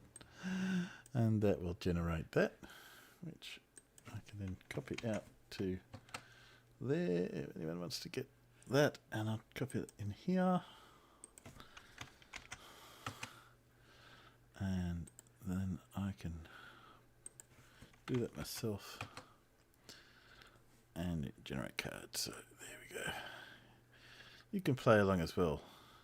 I don't know what we get 2 black holes, so because I put in black hole manually, I'll have to take it out of the list so we don't get doubled up next time. But I'll sort that out next time. Don't worry about it now. Okay, so let's find out about retrograde elliptical orbits. All the stuff you didn't know. And you still probably won't when this finishes. That's true. Tell me if there's any audio problems. Apart from being too slow. Too fast. Welcome everybody, welcome to the Tomb of Illumination. Everything here is about the illumination of our black hole, which is Earth. Earth is from the hole, believe it or not. What you've been taught about black holes I choose not to. is all BS, okay? Maybe not all, but most of it's BS. So if you come into this channel to understand things, you need to flush your brain out, clean it out, come back with an open mind to understand the truth. Earth is created from the black hole, okay? And we have a dual system now. I thought We it come came out of from the Milky singularity, Way. which is the black hole, Wasn't the place Milky of Way? singularity, and being produced an exploded image out into a toroidal field. Oh, I got So it's come from the central point of creation, expressed out from a hyperboloid, inverted, well that's maybe inverted, but expressed out as a toroidal field. And in that toroidal field is the flat plane of inertia. When the two forces came together, bang, out came the flat plane of inertia. Earth is the flat plane of inertia within the two forces, two ends of a magnet, you could say. So what you need to understand is, so the black hole has created an image for us, and we're in it, which is Earth. And then you have to look at the planets, the other planets. You could say there's only one planet, and it's Earth, but really the planets are actually planets as well, because they are in themselves a black hole also, which have produced an image that we see with our pupils. What's not a black hole? We are tuned to these black holes, that's why we see these images. White hole. white So hole, I suppose. planets are also, are planets, but they haven't reached perfection yet. So when you hear about these people who do astro traveling and say they go to other planets, and mingle with the people, because we here on Earth, human form, whatever, are created from perfection, which is the sun, and the sun sits at the top of the pyramid, like the step pyramid of de jure, is it? No, Those are the planets. They're ascending to perfection, so they're not there yet. They haven't hit the right note, the frequency. We're all created from the perfect frequencies. 4 in particular, the 4 notes. So you can't say humans are on those other levels, other planets, even though they're not physical. This is all spiritual, okay? It's nothing physical above us. It's all non-physical. This you travel consciously. It's all from the mind. The only way we get out is consciously. Everything, our whole existence is a conscious state. So just bear that in mind. They are not there yet. The sun is perfection. Now, this could be one of the biggest secrets ever told. Or it There's could be these a whole lot four, of bollocks. Whatever. like in religion, it tells us the four winds create the vortex. Well, they don't tell us that. They tell you the four winds. No, they did tell you that. And they merge at the centre Arctic here, okay? That is what's creating the vortex. It's the wind creates vortexes, right? That's our whole realm hidden in the centre Arctic here, above the Arctic. Outside of it, beyond our event horizon, we can't get in there. We're out in this part. Now, Why am I not getting any words? Come on. the what four did you winds, say? and I've spoken before about our whole existence is based on sound, resonant frequencies, vibrating resonant frequencies. Well, those four sounds, four winds, are four particular sets of notes or octaves, maybe four, from one from each, from four different octaves or something, but there's four sounds What? that have created our realm. Oh, I don't think he realises. And if you how get those wrong four that is. sounds or resonant frequencies mixed together, perfectly balanced, boom. I don't know what you're going to end up with. You could end up with a whole new world, or you're just going to... Maybe that's what the ancients did. They all left and ended up in a higher realm. Who knows? But the secrets are in there. I know they are. Because we've do tapped well, into knowing Carl. the two. I've only got The one. two. Because we can transfer information through the dual system to the ether. Like Oh, I you got have dual a system. you send a message, and this one here is tuned to that. It will receive the message. That's why we have so many radio Oh, bands and or I've got that one. frequencies. Come on, It's all say to do with Alemania. sending and receiving which frequency, right? Anyway, this video, all that aside, is about retrograde, explaining retrograde with the planets and the sun a little bit more. This is just dawned on think me. you So know I do a what it video, I'll means? forget about it. So I'm going to put it into a video. And first we have to understand the ecliptic plane. The ecliptic plane is I got that round, too. and it sits on the horizon Keep of the going, black come on. hole. And on that, in that ecliptic plane, it's like a racetrack. It's got, let's just say it's got five or six tracks. What is it? Well, 4, on the 5, or inside 6? track, because the track will come out and say this is the black hole, and all the planets are out here, they get further and further out, right? Don't know, Doctor. Well, the sun's on the inside track of the black hole, so it has the most energy. This is perfection. Okay? Looks shaped like a baby. It's all about rebirth, the Christian story, all religions. Well, the sun moves around this black hole. Has to move to create the changing magnetic field, to create the torus field that we all exist in. If the sun didn't move, there'd be no changing magnetic field, there'd be no life, there'd be nothing. So can you imagine that on a ball? It does not work. It's 100% bullshit. So the sun is moving. It's got the most energy. So it's going to move quicker than any of these planets. So what happens when the sun catches up? Well, this is retrograde. So what happens is the sun's... Use another pen for the sun. So the sun's racing around, coming around, and it's going to catch the planet, right? But you're told in science that because you see the sun coming this way like this, science tells you the sun is stationary back here, and the planet is going like that towards the sun. Yeah, stay in the dark, people, or come into the light. Come into the light of knowing that the sun is going to catch the planet. So then the sun passes the planet. So they're still telling you that planet is going that way, because the sun is stationary. Wherever it is, it's stationary to them. So once the sun gets up here, So it's the planet far enough away,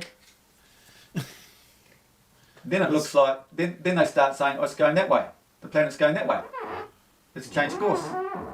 When all along, they were all moving this way, the planet's going that way, and the sun is going that way. It Because doesn't it work. caught up, Lindsay. it caught up to the planet. Doesn't work. Understand? This is what's happening. Doesn't Now, give the you retrograde effect. orbit. You think you're getting this idea going on, right? So, no, you're not. But we get this appearance because of this, because of the movement of the ecliptic plane. So you have to understand what the ecliptic plane does. The ecliptic plane is like a jellyfish. It goes down and out up and in. So up and in is the northern solstice. Down and out is the southern solstice, and it's all around. It's like a jellyfish all the way around. You do So the down hokey there pokey is and the you turn southern around. solstice. But as it starts coming back up, what's happening? Look, the sun, everything's moving back up. Put your left leg in. This is the ecliptic plane changing position back up. Because the ecliptic plane is always going up and down over the year because it's changing seasons. Oop, we're flying. As the sun catches up, let's put it in here somewhere. But that doesn't work. The ecliptic plane over that period, because it's not over a day or two, is it? The ecliptic plane has moved. Do you need So- to ask, Carl? Do you really need to ask? This is what gives you the appearance of the planet moving, as opposed to the sun, because the sun, if we could draw it like a pyramid, sits at the top here. So it sits at the No top, doubt. but you've got your other planets down here, right? So the sun doesn't move up and down, but the ecliptic plane will move up or down. So it's because of this ecliptic plane moving like that or down like that gives this appearance like this. Still wouldn't do But you're not getting this. You're not really getting this loop. That's only because they're telling you the sun is stationary and the planet's moving towards the sun and then going back the other way. When really no, the sun caught up to it, and because of the movement of the ecliptic plane over that period, the time it took the sun to pass the planet, it moved like that. You understand? It's a little bit hokey pokey, Blue. Yes. Planet. I think Slowly it might moving fly. down. Flap his wings fast enough. You can become I illuminated. can't explain quicker. any more than that. It's not on the top of my head. Well- But that's basically how it works. But it doesn't Planets work. do not. There's only one central vortex of creation. There's only one motion, one rotation. Nothing can move in its opposite direction, no matter what they say. So when you see these, what do you call them? Spiral star formations. Excuse me. It's all connected to this one motion. And you can get a bit of collateral damage from the plasma that's been created, which spat it out, and then it spin off on its own. But it's still going in this one motion. It's spin off, collateral damage. But if, like, sometimes that you see in bombs and stuff going off, it'll explode, creates a vortex. It'll spin it off like this. This is basically what you're getting. All frozen in time, basically. What? The whole creation. What do they say? Like it's 1,000 years on Earth is like a day in creation or something like that. That's how it works, guys. So you're not really getting that loop like that. It's so flat. It's hardly worth thinking about, really, because that's only the dipping of the ecliptic plane. That's it, guys. That's all I was on about. So understanding the sun there on the horizon of the black hole. It's got the most energy, so it moves quicker than all the planets out here, and it's all oval. It's circular. It's not oval. Science wants you to believe they're doing ellipses, going all the way around the sun. Nothing goes around the sun. Because they don't tell you the sun's moving, they're using the sun as a reference point, but the sun's moving. So they're trying to say that the planets are going around this oval shape, when they're not. Nothing goes around the sun. Nothing can pass the sun. So nothing can go around it, but nothing passes it. Nothing's quicker enough to catch up to it. When we get to see the sun shines across the black hole, this is daylight when it shines Which across the black black hole hole. is this one? This 'Cause is the you- sunny side. You've got so many black holes. Sunny side. Yeah. Over here is the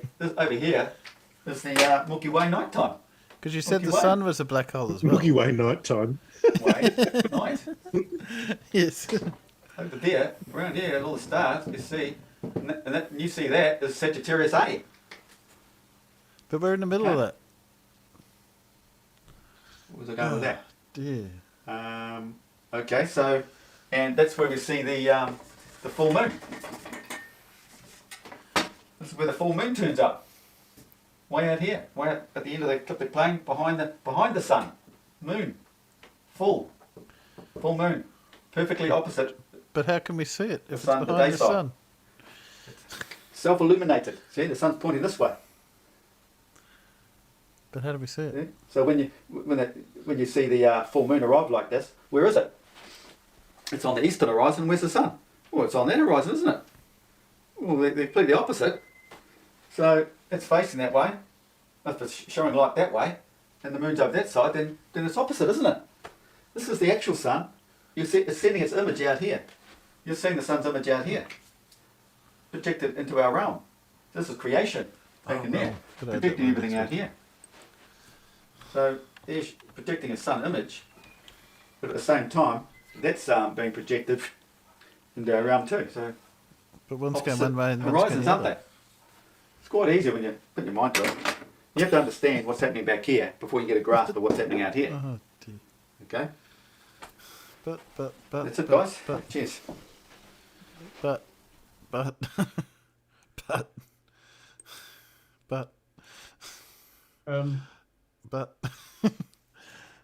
that was got Yeah, go here. okay, whatever. Oh, that just got 8. weirder and weirder. No, I didn't get any full lines. Got 8. Best I got was anyone get a line? No, mine are all over the bloody place. not Only got quite. 6. So I thought if you could have said Alamena, he would. I would have got it, but he wasn't gonna. He wasn't the right sort of video for that one. I got 4 in a row this way. I don't think that counts though. No. He was. I always wonder. Do you think anyone around him actually knows what he puts in his videos? Does he? You know. It's.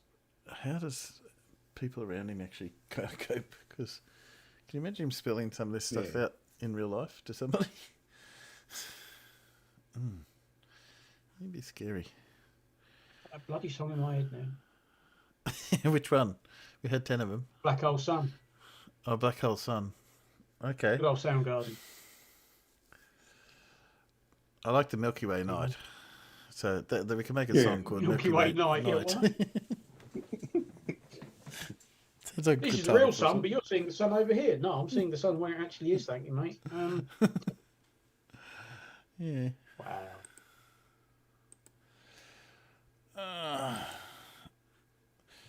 Well, we have a Chris. Oh, it's the hair. It's the hair. Look at the hair, and he's in the Whatsy bus today. I can't believe he's the driver of the short bus. Oh well, anyone can drive. Unfortunately, you don't need to know the shape of the earth to drive. Oh, that's going to speed him up just a little. Okay, that's what Chris has got to say. Wherever you may be, CC here, Chris from New York, Westchester County. It's 6/8/23. A couple of things I wanted to report to you about, and we have this haze that you might as well call it poison, because that's what it was. It's actually left a substance on some cars. It's still got this orange hue to it. It's called It's smoke. amazing. It really is, all the way up from Quebec. I want to talk to you about that, but I want to bring something else up real quick. When I was on the highway yesterday was the worst. Okay, the worst I've ever seen it in my freaking life. If you saw the pictures from the city of the Statue of Liberty and the Freedom Tower, that's exactly how it was here. And when I was driving down the highway, you look on the southbound lane, you could actually see the smoke. Okay, it was that bad, that thick. Yesterday was not a good day to be out, but who would have known? Even though this was happening since Tuesday, I think that was the first I saw it Monday. Yeah, it was like Tuesday or something. Today's Thursday. Nobody would have known because it wasn't that bad on Tuesday. It was bad. It would have had an orange hue to it, but not yesterday. Yesterday, the sky was fucking orange, man. My God, it was orange. The whole thing, everything was like Mars. He thinks it's just a conspiracy. That's right? another thing. That's what they should do. Instead of doing CGI, they just build a fire. No, I don't want to get too ahead of myself here. I want you to think about California. You remember those fires out in California not too long ago? People forget about these things. It just disappears out of their head, Yeah. No, we don't. Probably because they have fires. I remember how every year. selective the fires were. It almost seemed like they could have been up in the sky with a plane with a laser blasting certain areas, didn't it? Oh, but who would think that? That's a conspiracy theory, right? Of course. Yeah, because some of the pictures that I saw, I saw a house completely destroyed, and then the house next to it, nothing, nothing at all. I saw a car completely destroyed, and the tree behind it wasn't even touched. And then I saw the reverse, where the tree was completely That's gone, and the car was Embers, fine. mate. Very That's how embers selective, work. don't you think? That's weird. Very weird. Just like Well, it'd be the so fire in careful from the Quebec. I think that's a little Steinberg weird too. Yeah. You know, 400 of them, all of a sudden, 200 of them. And the media didn't report about dick. I didn't hear about anything. In fact, most of the New Yorkers that I spoke to didn't even know there was a fire out there. Because their little newsmakers out there didn't tell them. They didn't report about anything. Meanwhile, I hear about a fucking earthquake out in Iran. What the fuck do I care? I want to know what the hell's going to go in, what's going on in Quebec, because that's going to come down here. I want you to think about air pressure and the jet stream. High pressure and low pressure. Right. That's Okay? quite right, Fiddlin. They're easy to predict Every where they're year. going to go. Pinpoint accuracy, too. That's what the planes use when they're up there. That's how supposedly they save fuel. Those wings are not filled with fuel. That's a whole different video, too, which I think I've already spoken about. Just like must there's float. no fuel in the rocket on anything that NASA has. One of the biggest How do they get the purchasers planes up there, of Chris? helium out there. Look at that satellite. helium. Up with a balloon. Oh, and then it falls, and then you can see it on the ground, held up by a balloon. Yeah, you get up to the stratosphere up there. You know that area. You can have things sit up there for 6-8 months. They have a nice way of controlling the elevation on them. Very easy and very cheap. So where is all that money going? Where's that $60 million a day going? That's interesting, because they're certainly not going to space. I can tell you that right now. So when you look at these jet streams, and you can predict where they're going, and if you have, say, a really big forest fire with a lot of smoke, and you know where that smoke is going to go once it reaches a certain level, and you can predict where it's going to go, and shut down a city, well, that's weaponizing things, isn't it? That's become a weapon. That's correct. No. Very good. You're doing well. So is this a new weapon? That's my question. Let's see if I can dance around it anymore. Well, who's Say doing you it? were at war and you wanted to shut down a city. Now, it wouldn't work. I know what you're thinking. 3 years ago? No, people wouldn't buy it anymore. No. Smoke them out. Best way to do it. New York City was so bad that people didn't know. They didn't know when they showed up to work on yesterday in Has the it morning. shut down the city? No. You know, I mean, I knew in the morning when I got up and I looked out the window and I saw what it looked like. I was like, oh man, this isn't going to be good. You wake up to a red sky and a sun that you can't even see when there's no clouds up there. That's pretty frightening. Okay. That'll keep you indoors, I can guarantee you that. But they hopped on the train, they went down there. Most of them probably get up before the sun comes toward to them anyway, toward to us. That's where it's going. It's going away and coming toward. It's not my fault that the earth is flat. I can't do anything about it. I didn't do it. I didn't build it. God built it. The Creator built everything you see around here for you. We didn't build it. We're trying to figure out who did. Well, we know who did, but the Army and the Navy, I don't know what the hell they're doing. They're trying to break through this ice wall, which they can't. We can't even dig down more than 8.5 miles. I mean, come on. We're really going to get through an ice wall once we find it? Good luck. We have the tools for that. You're going to take all those tools, 1,000 miles, say? Is that how far it is? I don't know. From the ice wall? Who knows? I don't know. It's 1,000 miles from where Anyway, he is. back to what I was to talking us. about. Weaponizing. Chris, so ignorant. I don't know what you want to call it. Fire? Maybe. Smoke? Weaponizing smoke. Probably the best way to do it. So you shut down a city. That's it. They're not going out. It's perfect. Perfect for a world war. Nice test, guys. It works. That's all I have to say. Good job. And the amazing thing about it is we have ambulances that go up and down, up and down, up and down, all the time. I didn't hear one yesterday of all days. That's quite shocking. I had no idea. Nothing. It was quiet. I saw no helicopters in the sky at all. Nothing. It was like dead, And it was like that this morning because most of the public schools down where I am were closed. They closed them down. But Ambulances won't run in smoke. I want you to think about the fire I don't know in what his California. point is. I want you to think about the fire in Quebec. I want you to think about the jet stream. I want you to think about all of that. And of course, Flat Earth. Okay? You can't forget about that. So just look for these things. And especially when the media does not talk about it, that's a red flag right there. They are Because talking they about did it. not talk about this. I had to go through the internet and try to find these pathetic videos of these fierce fires. I mean, you know what I love about the internet? Or the videos that they take, the local news stations, basically, I was trying to pick up. And they show this little plane, helicopter, with a big bag of water. Meanwhile, this fire is like 50 miles long. And he's letting go of this little bag of water. It's great. They also I can't say that either. No. But YouTube decided to kill the video. Yeah, some people were, before the fire started, they were walking around. Yeah, I don't know what they were doing. Who knows? That video went bye-bye real soon. I caught a bit of it. I tried to download it, but I can't because it's owned by a news station. So anyway, I just want you to throw around that idea there and think about it, because they can now shut down cities very simply. And states, for that matter, because it was all of New York State. I don't know what else it affected. I heard it affected pretty much everything around me except New Hampshire. Okay, that's one place that this hue of smoke, this pink, poisonous smoke, basically, pink, not pink, but orange color poison did not go to New Hampshire. And I don't know anybody in Long Island, but I wouldn't be surprised if it didn't, go there either, because you're surrounded on coast to coast with an ocean. So I don't know.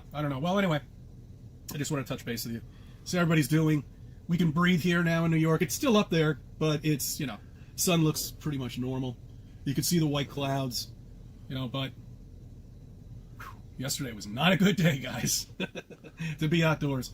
I thank you for subbing. I thank you for viewing my videos. I'll maybe a part of your life. Well, there you go. You shut down, Blue?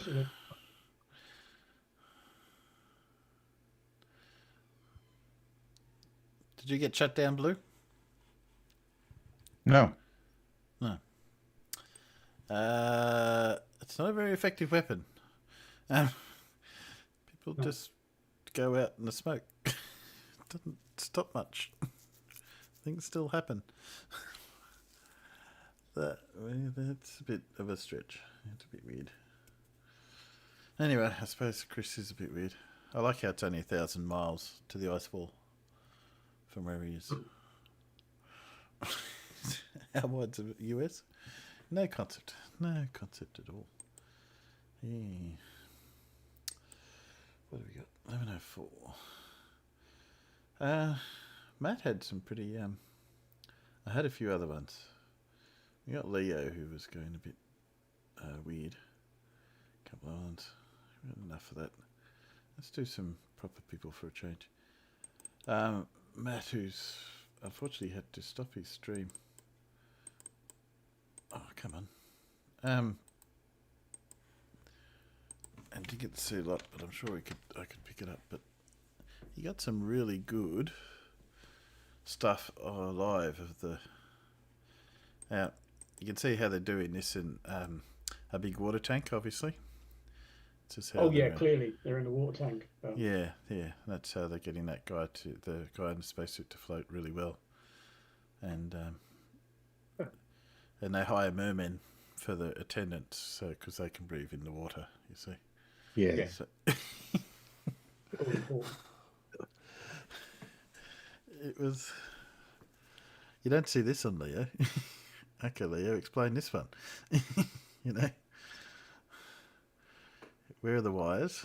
Because, okay, you're suggesting wires, but they go through the hatch. We are now going to work to get Boeing moved into the crew airlock. Hoburg, rather. Boeing currently is in the crew airlock already. The one thing watching this, you got to have a lot of patience if you're an astronaut. Because it took them, I would say, a good half an hour or so from getting into to just this point, and then there's another 15-20 minutes before they can get them out. Oh, and the rest. I mean, they're going through breathing routines before they even get in the spacesuits. He's caught and then up they have on to that. get with the spacesuits, and then that takes. I mean, once you're in the suit, that can be another hour. Yeah. Before you're actually in the airlock and ready to go. And I recorded this shot because try and work out how you do that in a tank or CGI or wires or whatever. That's just not possible. Any way I could think of if I was trying to fake that shot.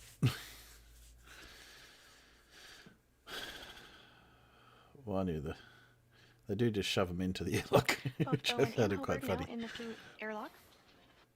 We were hassling Matt and talking about bubbles. Oh, right. He was getting a bit upset because obviously there is no bubbles. But Yes. Once they get situated get and it. everything looks good, we will see the So they hatch did that close for a and the while. pressurization process Then begin.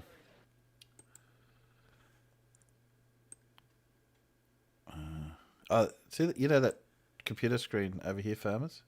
He wasn't using it this time, so we could have claimed that one. Oh, The has he iRoast got that his the spare? crew I will could, install today I'm is 60 feet not long entirely and sure 20 how I feet can fit wide. that in here, but It I'll have a shades a bloody little good more than go. half of the original or legacy. That's right. Yeah, they weren't using it. I thought we could have snazzled that one. We were talking about that the other day, so it's a bit of an in-joke. Sorry, guys. Then you get it. They lock the thing. They flick around for a while. Then we get to the infamous. Not in this video. The infamous thermal cover that Oh, yes. Leo keeps pulling up about, and because as Matt said, they forget that the I caught a minute of Blackstoid was live streaming yesterday, and they caught a minute or so of his, and they're going, well, this is all impossible because this violates natural law, and you can clearly see they're in the swimming pool, and that's just a wobbly hatch, and blah blah blah blah blah. And it's just like you're just blindly parroting what all the other idiots say, you know. Yeah. Oh, that violates natural law. You don't even know what natural law is. Well, the other interesting thing if you watch, cover. You're right. It is a floppy cover. It's not the fucking hatch. That's right. Because the hatch is inside, you see it. They get in here and they sit in here till they're ready to go out. And as Matt said, the thermal cover is just to help them regulate the temperature inside that tin tube, if you like. They're about to. The interesting thing was they're about to go into the sun. So you'll see the sun. You can see down the bottom as they're approaching the. You don't. I suppose technically it's a sunrise, but the. Well, it is. They get multiple sunrises every time they're out there, don't they? Yeah, because I think in the time that they shot this video, they went from day to night within a couple of hours or so, because they're travelling so fast. It goes around the Earth roughly every 90 minutes. Yeah. So you get you're in daylight and darkness every 90 minutes, and they're out there for hours. Yes. So they do warn them when they're going to be in darkness, because it really is dark, and then they've got lights and everything. And I think they do also, once they've been out there for a few hours, they do have rest stops where they just hang there and do nothing for a while, because it's quite tiring what they're doing, and of course everything's being done with the arms. You're not really, your legs are almost useless. Yeah. Except for hooking yourself in position. So yeah, they go through day and night multiple times on every spacewalk. Yes, this particular one they were out for a while. The purpose of anyone who hasn't seen this is they're putting up new solar panels, but these new Rosa panels, I believe they're. Yeah, something like that. They're quite clever because they're all rolled up, aren't they? They've been up there. Some of them have been up there for quite some time, and it's a matter of getting everything else in place and then putting these things in place and then letting them unroll. Because these ones came up on one of the is it Falcon Heavy? No, one of those. Not the heavies, but one of the Falcon resupply missions that they do. Yeah, a lot of this stuff comes up on pallets, and they'll unload it from the Falcon externally and put the pallet in place, and they can do most of that remotely with the Canada arm, and there's another one as well. So I was just trying to capture when this. I mean, the forethought that gone into designing the ISS is really quite something. Yep. So just capturing this because it goes to sunrise, which is quite interesting. You see the feet of the other astronaut. He's already out. Going past there. Because this guy had to hang around here until they let him move, because you're not allowed to move and unhook until they say so. So here's the sun coming in. You can see the change in shadows, and again, how do you fake that? But anyway. Quiet. As we said, if it was a water tank, it's going to be huge. And so much of it just doesn't fit with that water tank concept. But anyway, we know that. And let's go on to the more interesting stuff. So, They did get some. You got some glimpses originally. You can see through below them the Earth. As they traverse around the ISS. And they did stop. They get some incredible views from up there. Yeah. So this one here is it's coming up and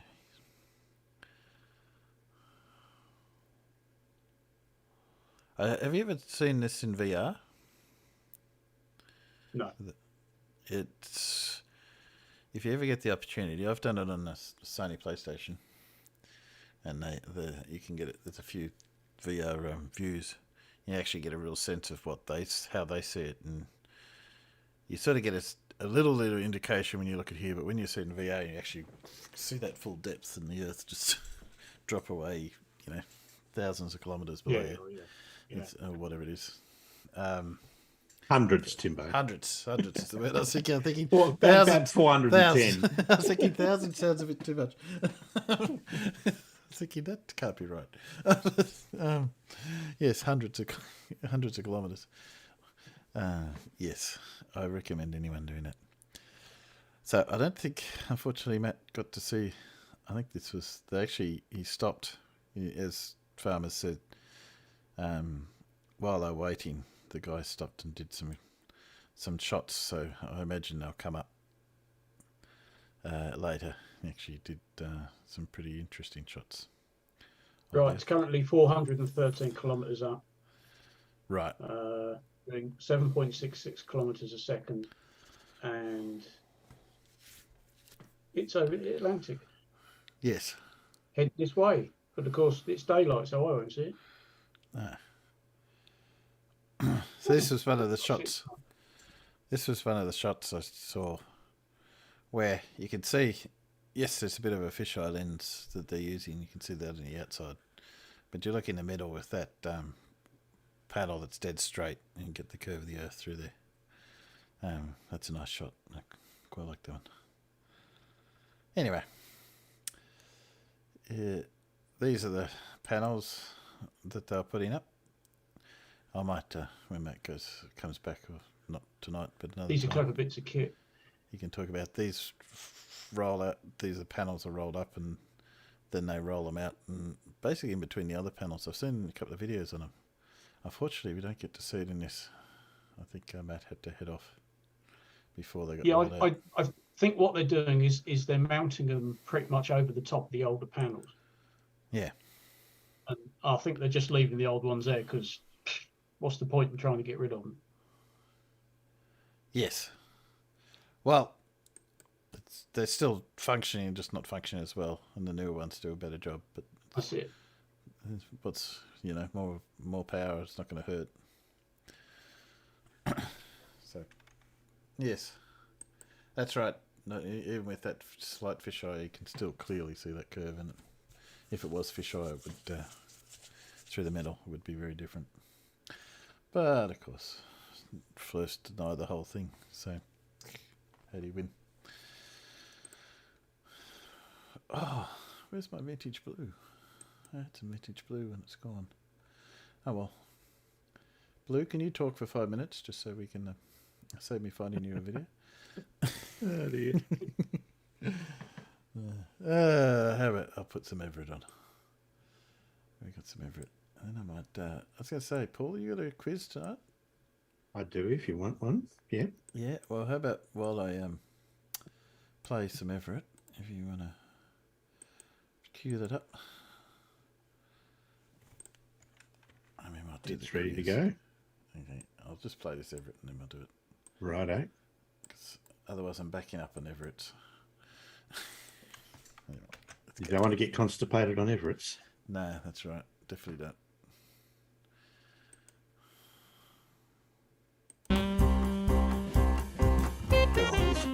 We couldn't be living in a globe if we wanted to. See, water has to be contained.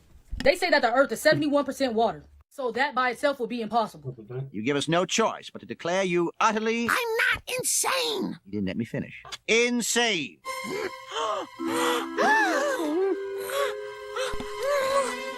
So y'all question is, how come when I'm flying in a plane, I end up in the same place I came from? No, we asked. Well, that only happens with east and west. You don't say. So if you say that you circled the whole world and ended up in the same place, that's because you were going east and west. This is the dimension of imagination. It is an area which we call the Twilight Zone. But let me tell you something. Traveling south is a whole different ballgame. Really? See, because south is any direction leaving the center. See, because if you begin to head south, you will reach the Antarctica ice wall. I like it. It's any direction. Like, bruh, come on. Even the compass don't want you traveling south. That's why it always points back to north, telling you to turn around every time you start to travel south. I'm feeling much better now. Because if you decide to keep going and get past that ice wall, you will realize there is, in fact, a firmament over us, keeping anyone from leaving this earth. Get her out of here! I'm not the door! Get a straight jacket! But I know y'all gonna ask me, Anaya, how do sunsets work? If the earth is flat. Who cares? See, on y'all's globe earth, y'all believe that the sun is setting and rising, but in reality, it's all just about perspective. That reminds me of when I was at school in Cambridge. Oh, you went to Harvard? No, the Cambridge Technical College for dullards and mutes. Not to brag, but there are commercials for it on TV. For example, have y'all ever heard of a vanishing point? It's all due to perspective from where we're at. I feel I was denied critical, need to know information. Okay, so y'all like, yeah, nah, I mean, that sound good. But how do seasons work then? I don't remember asking you a goddamn thing. See, now, when the sun is beyond the equator ring, the northern hemisphere experiences summer, and the southern hemisphere experiences winter. Sounds like she listens to Dave. Do you think Dave's her You hero? gotta be fucking kidding me! It's ridiculous! Like, what? Inversely, when below the equator ring, the southern hemisphere will experience summer, and the northern hemisphere will experience winter. That's ridiculous. No. That's ridiculous. They got y'all thinking that there's life beyond the Earth. There is no space. There is no other planets out there. Hi! We don't think that's life beyond What's your Earth yet. favorite planet? I find them all fascinating. They're all part of a... Mine's the sun. All of these are light sources. They are not solid objects. Are you brain dead? I knew it. They tell y'all they fly to the moon. You can't just go up there and land on it. Like, come on, bro. Everybody know that landing was fake. Take us 3 days to watch 48 hours. The flag up there waving. You can see a shadow on the moon. Dad, Mom's getting worse. You have to take her to see a real psychiatrist. She's fine. Oh. See, because y'all gonna have to do more than that to convince me. Well, that's because you're an idiot. Dear.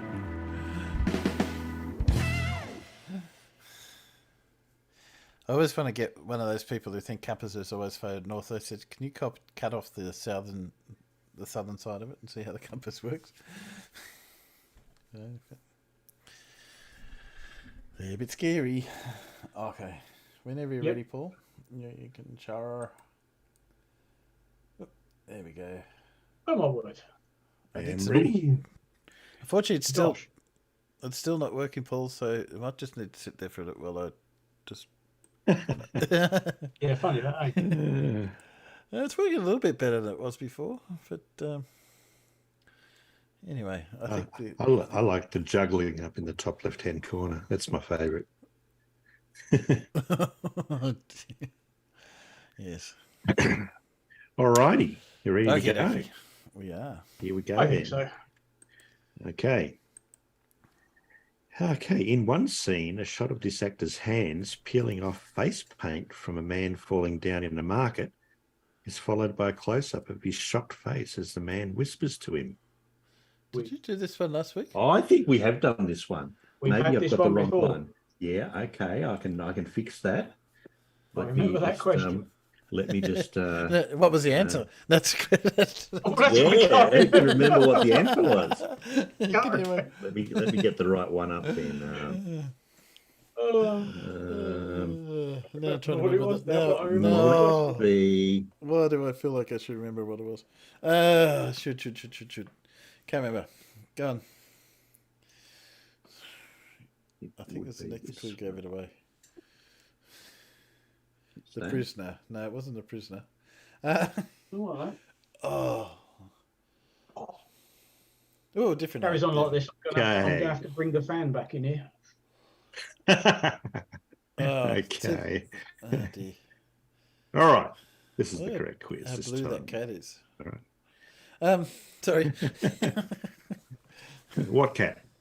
Am I the only one who was the saw? answer to that question? Am I the only one who saw the cat? No, the cat's right there. Look.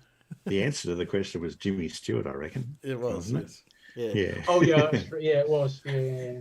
For those with bad memories. Okay. The question one, the current question one then. The fact that charge carriers have mass leads to the kinetic form of this quantity in systems with high carrier mobility. What is this quantity? Oh, Carl's already given an answer. Oh, Carl. Yes, Doctor. There was a cat. It was Not a blue one. radiation. It's not heat. No. Okay. Leakage. The leakage form of this quantity occurs when imperfect mutual coupling causes a portion of a transformer to not overlap with the leakage flux. What is this thing? Oh. I'm trying to think of some sort of Palos jumping, neutron jump. Electricity. Electricity. Obviously, it is. No. It's just sitting there. Oh, we'll see if the next clue helps. I don't want to hit Google for you. Alrighty. Okay. This quantity can be multiplied by I and the angular frequency to determine impedance.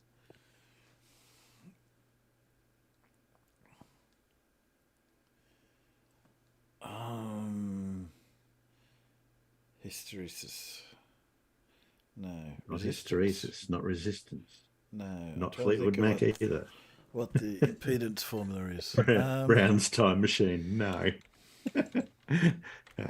Since it is equal to permeability times cross-sectional area over length times the number of coils squared, adding a metal core increases the property for a solenoid. It's not voltage, is it? Not voltage, no. No. Or current. Or If anyone's using the internal chat, I haven't got it up, so I can't see your answers. Okay. So you can just blurt it out. Not magnetism, but it's got something to do with magnetism. Inductive resistance, reactive, something or other.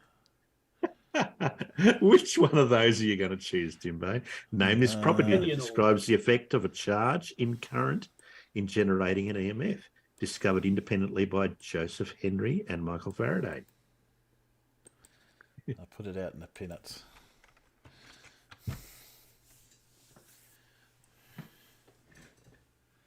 Inductive reactance would That's be the good, one. Just inductance would have done. Yeah. The quantity is indeed inductance. Yeah. I found it in the formula for impedance. So. Okay. There you go. Good. All right. Question 2. The epitome of Stephanus of Byzantium records that these creatures were transformed into the Leucae, or White Islands, having plunged into the sea off Crete, which we can all see from anywhere, right? So clouds. After losing a musical competition to the Muses. Clouds. What are these? Clouds. Not clouds, no. Sure, everything's clouds. If it's Crete, come on.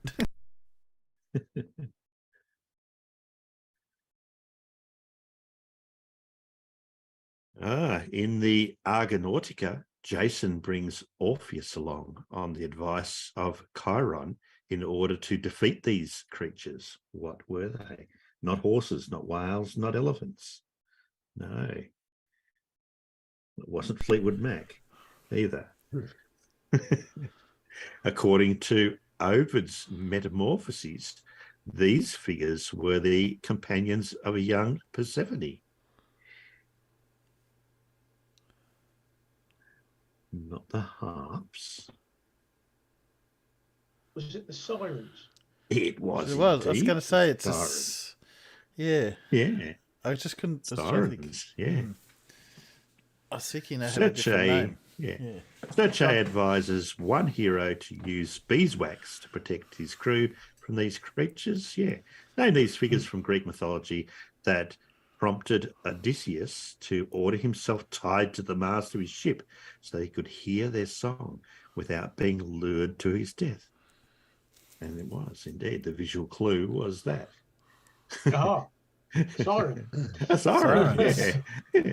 Yeah. Ah, that's okay. Interesting. They actually have a different name in a different account. But anyway, yes. Oh, do they? What do they have? What name do they Well, have? according to this Greek Parades, they were 9 sisters. But they could be a different group. But they also had faced the muses and were eventually turned into birds.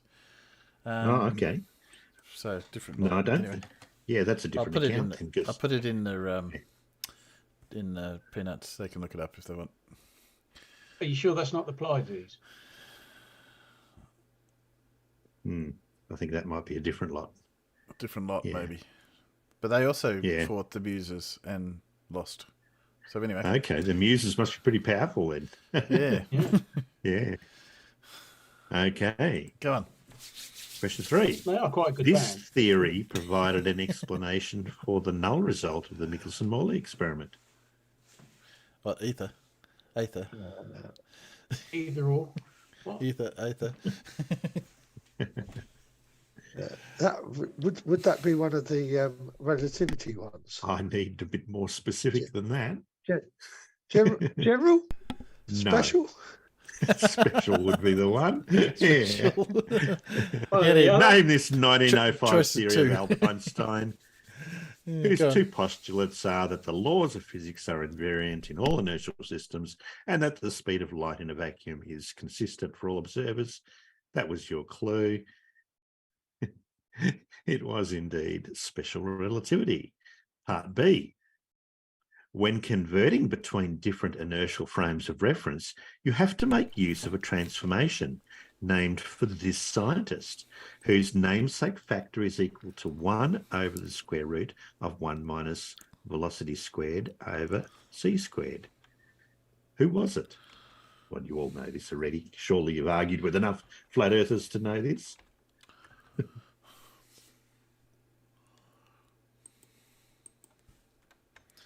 This was the bloke. I feel like Who I was he? should. I feel like I should know it. You should. Oh.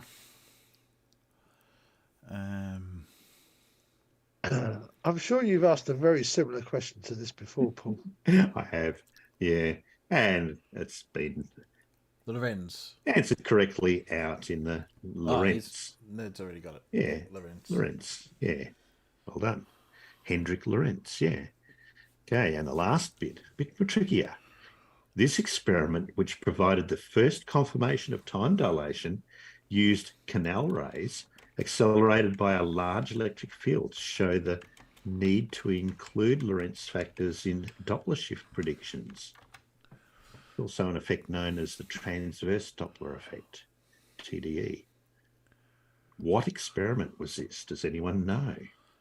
I know it involved a particle accelerator. Maybe, didn't it? I remember reading this recently. Oh, that's not enough, I don't think.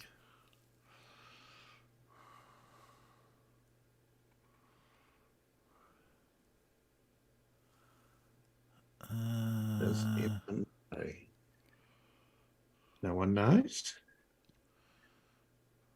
I don't know what the experiment was called or anything. Yeah, see, flat earthers can only talk about a few experiments, but they're unaware or unwilling to actually realise that there are obviously a lot more than 1 or 2 experiments that confirm relativity.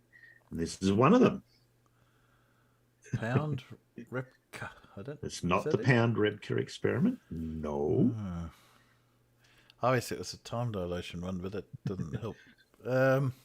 One has your Google foo. Oh, let me do Google foo, see if I can get anything. Look up transverse Doppler effect, maybe. Yeah, I found the And experiment. what experiment confirmed it? Doesn't it give the name of the experiment, bastards? It talks about it, but hasn't given it a name. Yeah. Aces experiment? Is that the one? Nope. No, that's not it. That's atomic clock assembly in space. That's a different one. Okay, I'll put you out of your misery then. It was the Eves Stilwell experiment. Yeah. Now, if you've never heard of it, now's your prompt to go and read about the Eves Stilwell experiment and what it actually showed in special relativity. I'm reading Scientific America in front of me, and it talks about the experiment, but doesn't give that name at all. They're bastards. Is it the Whitsitt constant? No. Well, the Whitsitt constant is constantly wrong. Yeah, that's right. Exactly. Yeah. All right, question 4. Constant rubbish, yeah. One time of this entity, known as zero capacitor, makes use of the floating body effect. What is this entity?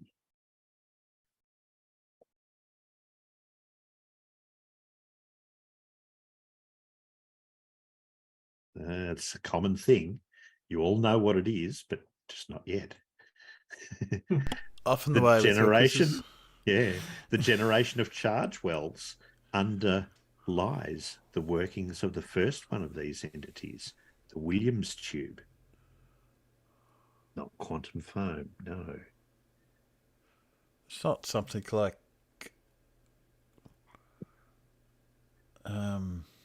floating memory or some sort of computer component.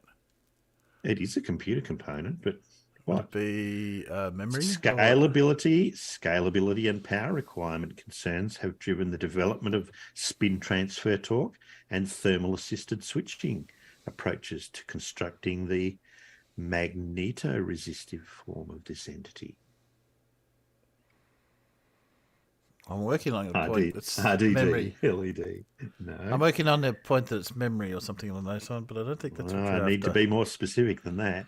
The two main types of this entity use either bistable flip-flop circuitry or periodically refreshed transistor capacitor pairs. Those are its static and dynamic forms. Random access memory? Random access memory is indeed correct. RAM. Oh, I'm sure I said that. I'm sure I believe it. That's all right. Okay. I'll take that. Contrasted with a read-only counterpart known as form of volatile storage, which can be read in any order. It is indeed RAM. Yeah. Random access memory. All right. Question 5. One philosopher of this name described a fourfold concept of comprehension by gradually closing his hand. That concept is catalepsis. Who was it? It was the guy from Kung Fu, take this from my hand, grasshopper. No. Oh, no. Oh, okay. Well, I'm guessing it's one of the Greek ones. I'm guessing it is one of the Greek ones, yeah. The apparent paradox that 1/1000th of a grain of millet makes no sound is attributed to a philosopher of this name.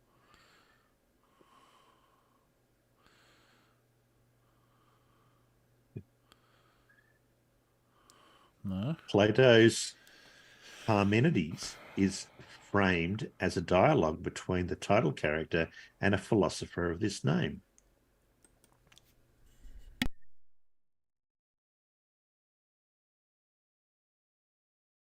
It was your man, yes.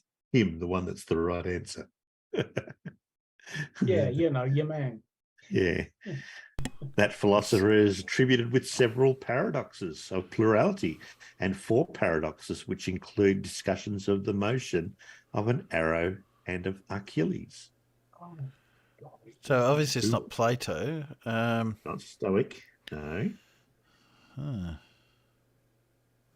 Whitsitt. This one is Whitsitt. Oh. Give this name, shared by ancient Greek philosophers from Elea and Cittium. It's not Aristotle. This was one of his paradoxes. Oh, the turtle. Yeah, and the man and the turtle. One of his paradoxes was that you could apparently never have motion. Yes. The Peanuts have got it now, of course. Zeno. What? Okay. Clive Wells, Oh, PhD yeah. Tony. No, it was Zeno, yeah. Zeno. Zeno was the correct one, yeah. I don't know much about Zeno. Remember Zeno's I'll have to look paradox? How I think one of his paradoxes was the one in the well, how you could never climb out of the well because you could only ever climb half the distance remaining. Yeah. Okay. Yeah. Yeah. But he gets a mention in one of the Discworld novels when they're shooting arrows at a tortoise, and he's saying, and he keeps hitting the tortoise and saying, "No, that's impossible. That shouldn't happen." Yeah. Can't remember which novel it is. The but Whitson yeah. anomaly. Yeah. Ah. All right. Question 6. The first people to land on this feature were William Colbeck Persavio and Carsten Borgskrevink. They're hard to say. Blimey. To land on it. Oh. Yeah. And it's a feature, so I'm thinking it's something like the Rock of Gibraltar or something, but it won't be that. An indentation in this feature was named the Bay of Whales by the captain of the Nimrod. Oh, the Nimrod. Why do I know the Nimrod's obviously the Where did ship? the Nimrod go? It went around. Oh, isn't it the one that tried to find the Northwest? That doesn't. So many tried to find the Northwest Passage, so that doesn't really count. This feature was discovered by two ships named Terror and Erebus. That should give you a clue as to where it is. Whose captain, for whom it is named, said there was no more chance of sailing through this feature than through the cliffs of Dover. Well, The Terror Northwest and Erebus. Passage. Yeah, the Northwest Northwest they try and find Passage. Northwest Passage. No, because there is. That's I not need a specific feature. name. We've got a correct answer out in the Peanuts, but they haven't used the correct name. Nerd alert. This feature was formerly known simply as the Barrier or the Great Ice Barrier. What is it? Oh, Antarctica. What's its real name? Not Antarctica. No. Not the ice wall. It The is the ice not wall, but the ice shelf, or the Which ice, one? the southern ice shelf. Scott and Amundsen both started their journeys to the South Pole by crossing this feature in 1911. The ice sheet, says Carl. The ice sheet? No. Come on, it's got a specific name. Not the Bering Strait. No, that's The Ross the other Ice end. Shelf?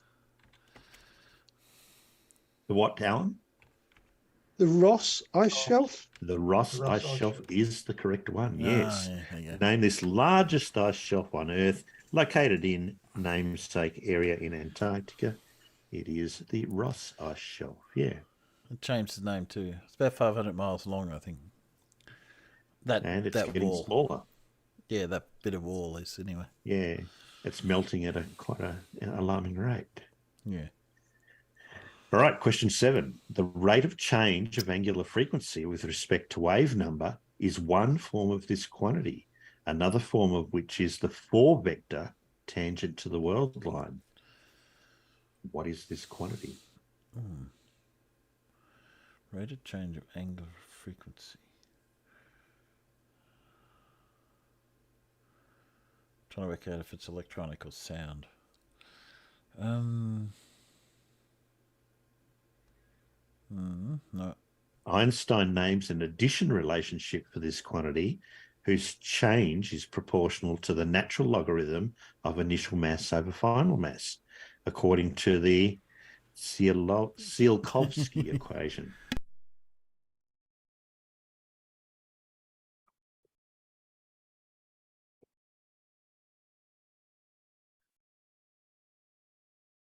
Yeah. The second derivative of this quantity with respect to time is jerk. And this quantity is the first derivative with respect to time of displacement. Acceleration. Not acceleration, no. The first derivative with respect to time of displacement, Alan.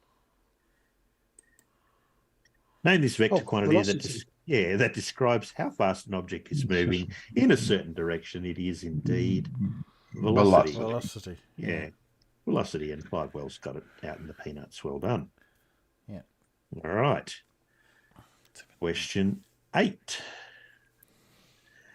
A booklet published by Isaac Spratt in 1860 contains the first known mention of this sport, although no copy of it survives. What sport? 1860. No copy of the booklet is what you meant by that, I gather. Yeah, that's right. Yeah. 1860. Not golf. Yeah, I was going to say can't be golf, can't be football, can't be... This Sports World Federation's headquarters were based in Cheltenham until moving to Kuala Lumpur in 2005. Lurf baiting, no.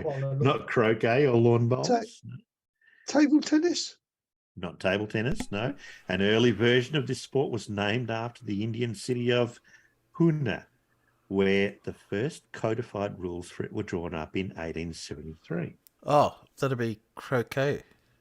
Not croquet, no. It's already been mentioned in the peanuts. Oh, has it? And denied. Not sounds tennis, like croquet. not lawn tennis, no. Chris Langridge and Marcus Ellis won a bronze medal in this sport at the Rio Olympics, while women's silver medalist PV Sindhu has become one of India's most popular sports people for her success in this sport. Is it is it good old badders? Badminton? That is. It's not ultimate frisbee, Zebulon. Yeah. Well, this that was racket badminton. sport is named after a property belonging to the Duke of Beaufort in Gloucestershire. Yeah. Badminton. Badminton is the correct answer. Yes.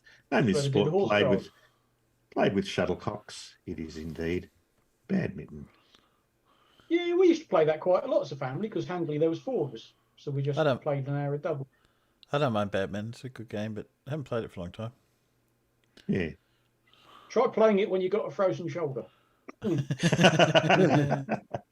That would hurt.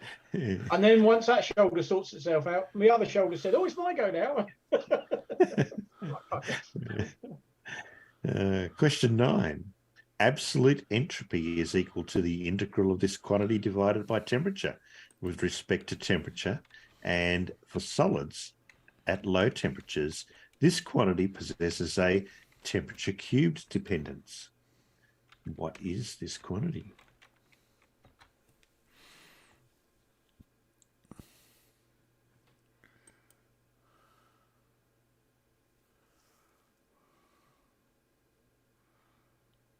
Mayer's relation describes the difference between this quantity and at constant pressure and volume, with that difference equal to R for ideal gases.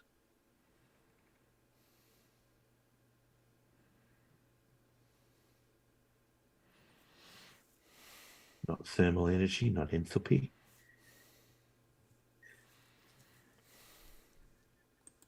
This quantity tends to 3R per mole for crystalline solids, according to the Dulong-Petit law. Nope. That's what my field. I have no idea. At constant pressure, this quantity is defined as the rate of change of enthalpy with respect to temperature. Not specific heat capacity. See if Google can help. He's almost right, though. Name this measure of the heat needed to raise the temperature of a substance by 1 degree. Specific heat? Not specific heat. Gram You're atomic almost heat? correct. Gram atomic heat? No. All you have to do is remove one word. Heat. Yeah, it's not the specific heat capacity. It is just the heat capacity. If I add the words per kilogram in there, then it's specific heat capacity, but not without that. Okay, question. I'm being specific. I'm being You're being specific. Pedantic now. I'm being a rumpus. Yeah, you're really rumpusing that one, aren't you? Yeah, I am. Yeah. No, Question rumpus 10. Question 10. When there is a 2-to-1 ratio between a molecule's vibration and rotational frequency, its motion can be described purely in terms of this phenomenon. It's twice.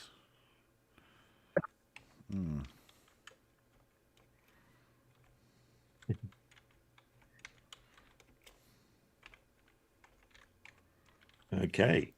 The L4 and L5 Lagrangian points are stable due to this phenomenon, not quantum tunneling. That's a bit of an ambitious guess, Carl. Spectroscopy or something. Is it in a container, Timbo? Yeah. A blue one. Well, it's got to be if it's spectroscopy. Yeah, I mean, spectroscopy has to be in a container. Yeah. An exact balance between the pressure gradient force and this force would result in phenomena which travel parallel to isobars, which are known as geostrophic.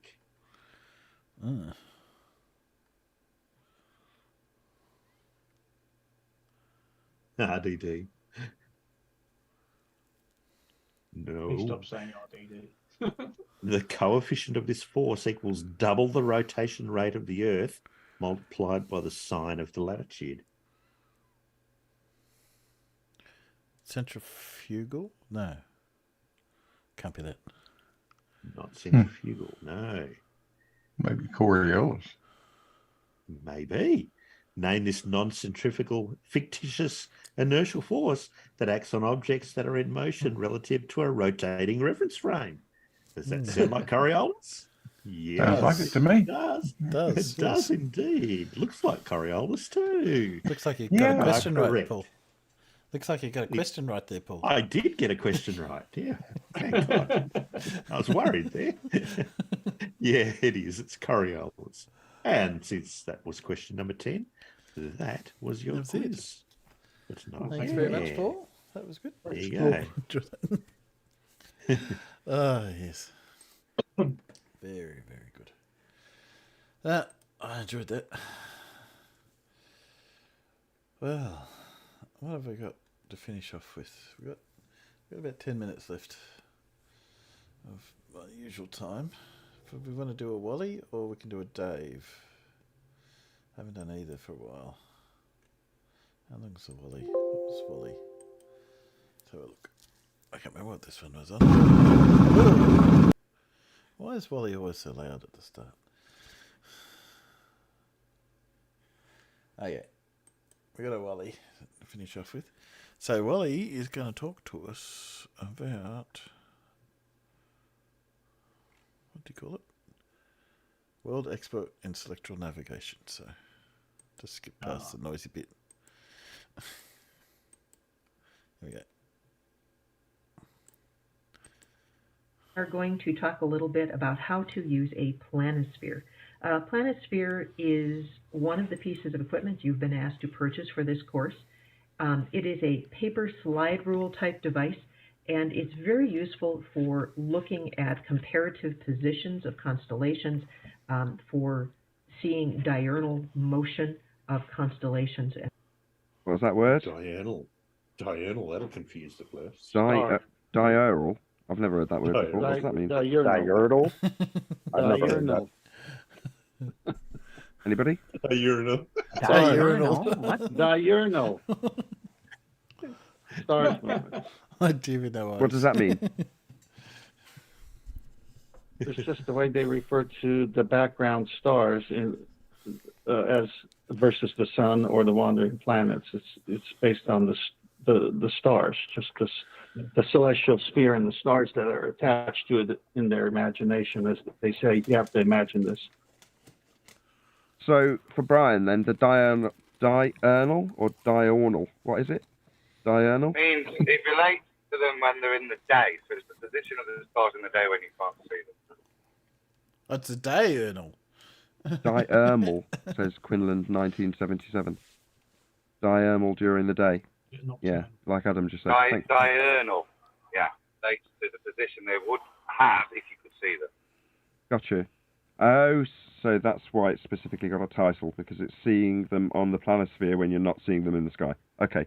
Diurnal. You learn something new every day. And stars, and to kind of locate things in the night sky. Now, the planisphere you've been asked to purchase is from 40 to 50 degrees north latitude. That's Flat Earth required. because that is where we live. We live in the northern half of the North American continent. On a flat Earth, with degree measurements capable. Of the United States. And so this one works very, very well. There are other types. This one is for 30 to 40 degrees latitude. Flat Earth required. And if you lived a little bit further south, let's say you lived Missouri, Oklahoma, even as far south as maybe Florida, Southern California, this one would be a little bit better. If you happen to get the 30-40 instead of the 40-50, do Flat Earth required either way. not stress about it. Both are going to be pretty darn close for our purposes. Well, you know, sometimes you're sitting in polite company and you're listening to people talk and you just think to yourself, this person really knows what they're talking about. That was not one of these times.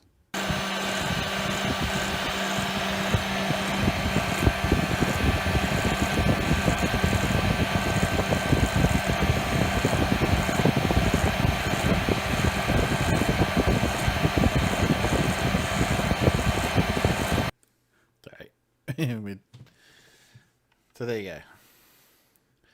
So what's the word? So, Oakley's never heard of diurnal. Diurnal. Yeah, it's two urinals together, isn't it? Isn't that the word? Must be. You'll have to look it up. How many people think he's going to go and look that up now that he hasn't heard of it? I don't think so. Well, that was a bit shorter than I'd planned. Oh, well, there you go. What else? How long is this one? BC, and he placed a meridian line through Rome. We haven't much Dave. But if the Earth... So, let's see what Dave's got to say. Hello everyone, hope you're all doing well, and thank you for joining us for another video. Now, one problem with Flat Earth, of the many, is there doesn't seem to be an accurate Flat Earth map. I mean, technically there's no accurate map of the globe either, because a map is a two-dimensional diagram, whereas globes are three-dimensional. So laying a globe out flat will always have some parts that have to be stretched out, hence why there's so many various projections for the globe as a flat map. But if the Earth were flat, then creating an accurate map should be easy. Yet flat earthers seem to struggle being able to present a complete and accurate map. Fight the Flat Earth loves asking flat earthers for an accurate map whenever he's in a debate with them. And usually when I've seen this happen, the flat earther in question seems to try and divert away from the subject. I've been looking and I still can't find an accurate flat earth map. Why is this? I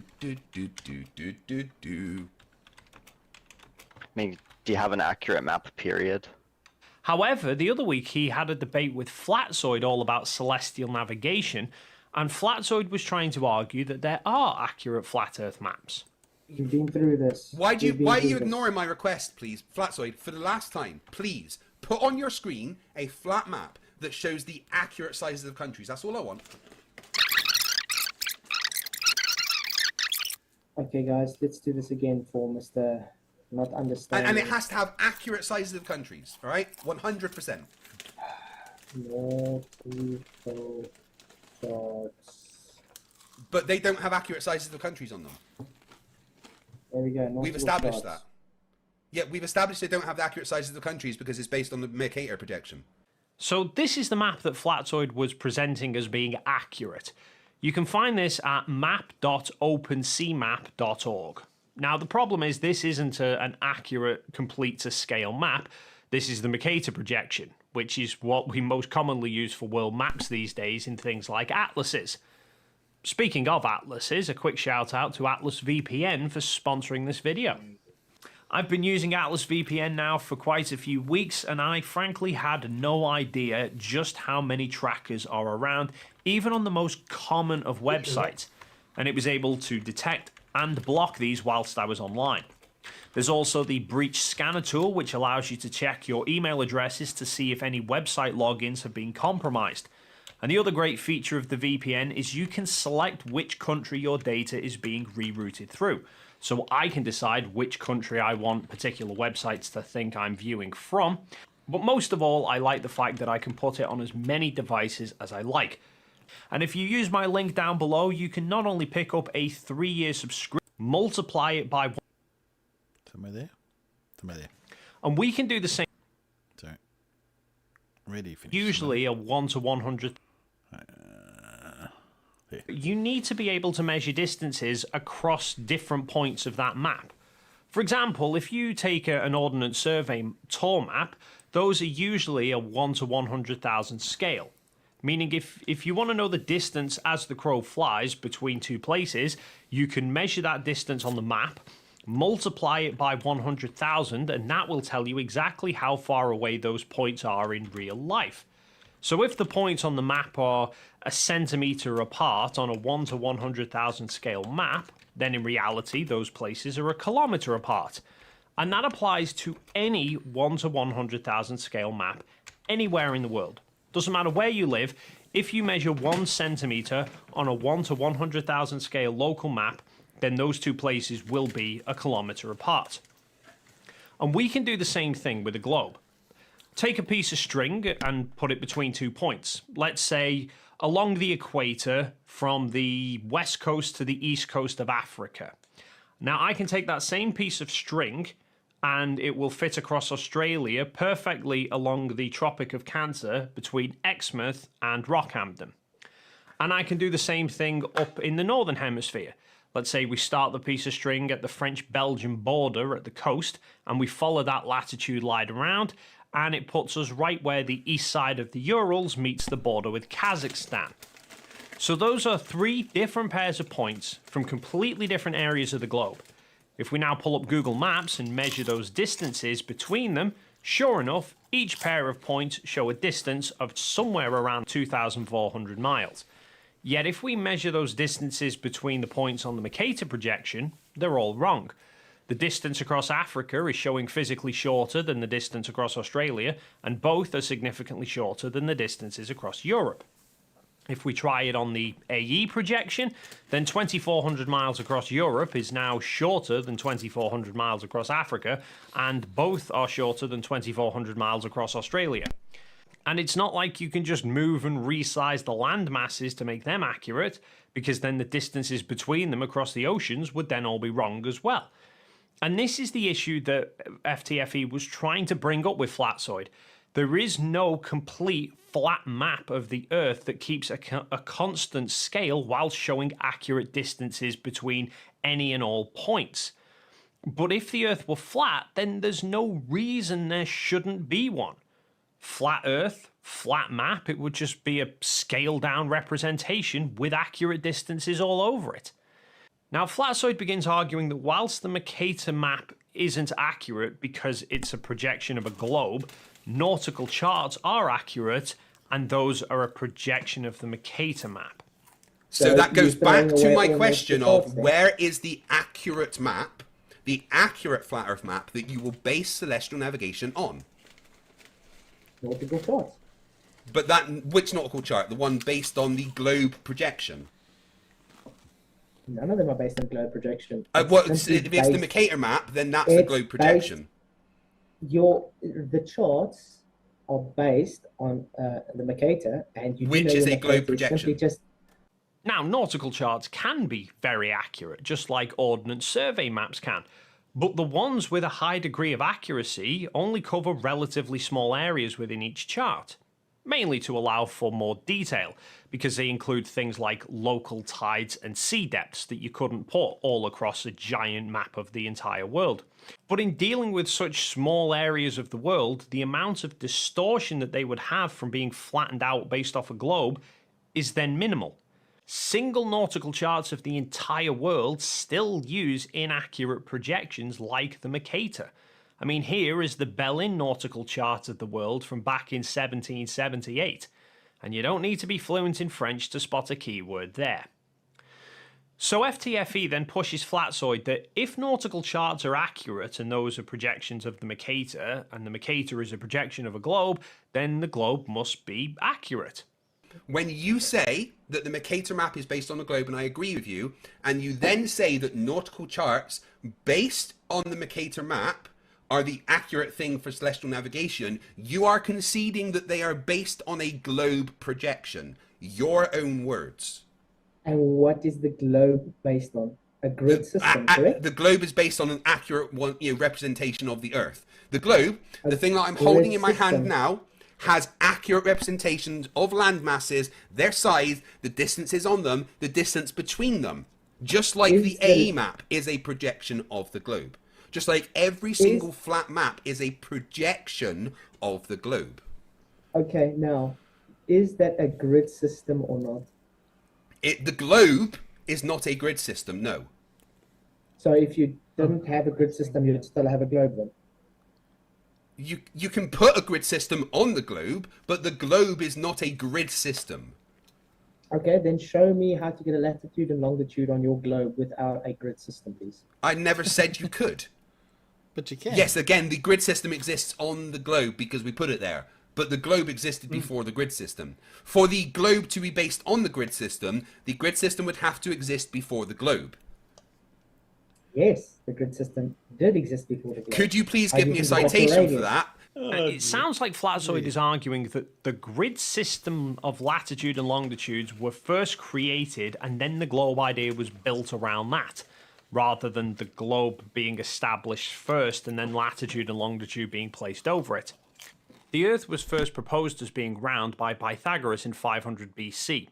In 350 BC, Aristotle declared the same thing, and 100 years later, Eratosthenes did his experiment at Alexandria to prove the circumference of the Earth.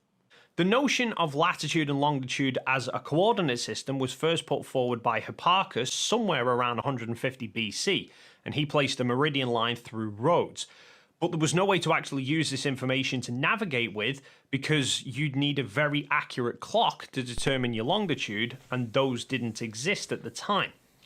But much like maps of old, there was no standard for longitude. Hipparchus had placed the prime meridian for ancient Greek maps going through Rhodes. Ptolemy had placed the meridian lines of his maps going through the Canary Islands, as did Mercator when he produced his globe in 1541. It wasn't until the 1800s that Greenwich was recognised as the prime meridian line, and subsequently that became zero longitude. And it was only by 1762, with the invention of the Harrison clock, that people actually had a method of accurately determining their longitude whilst at sea.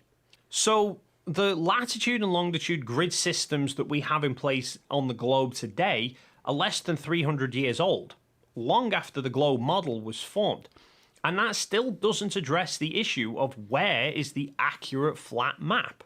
Now, there's no scale on the Mercator map, right? 500 nautical miles to 1,000 kilometers. Yeah, but that's not the same everywhere across the whole thing. That's because the country sizes are not accurate. Each block has a scale value. Oh, dude, that's not even a scale. That's a conversion. Now, a scale value. Now, when we zoom in to a place, you see those blocks, they got smaller. Now, I might be misunderstanding Flatsoid here, but it seems like he's arguing that the grid boxes, combined with the measurement key in the corner, gives you an accurate measurement of distance, so therefore the map is an accurate depiction of Earth.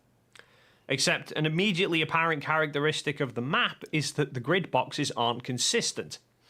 The measurement in the corner, for example, when the equator is placed across the middle of the screen, states that the longitude lines are spaced a little over 2,000 kilometers apart.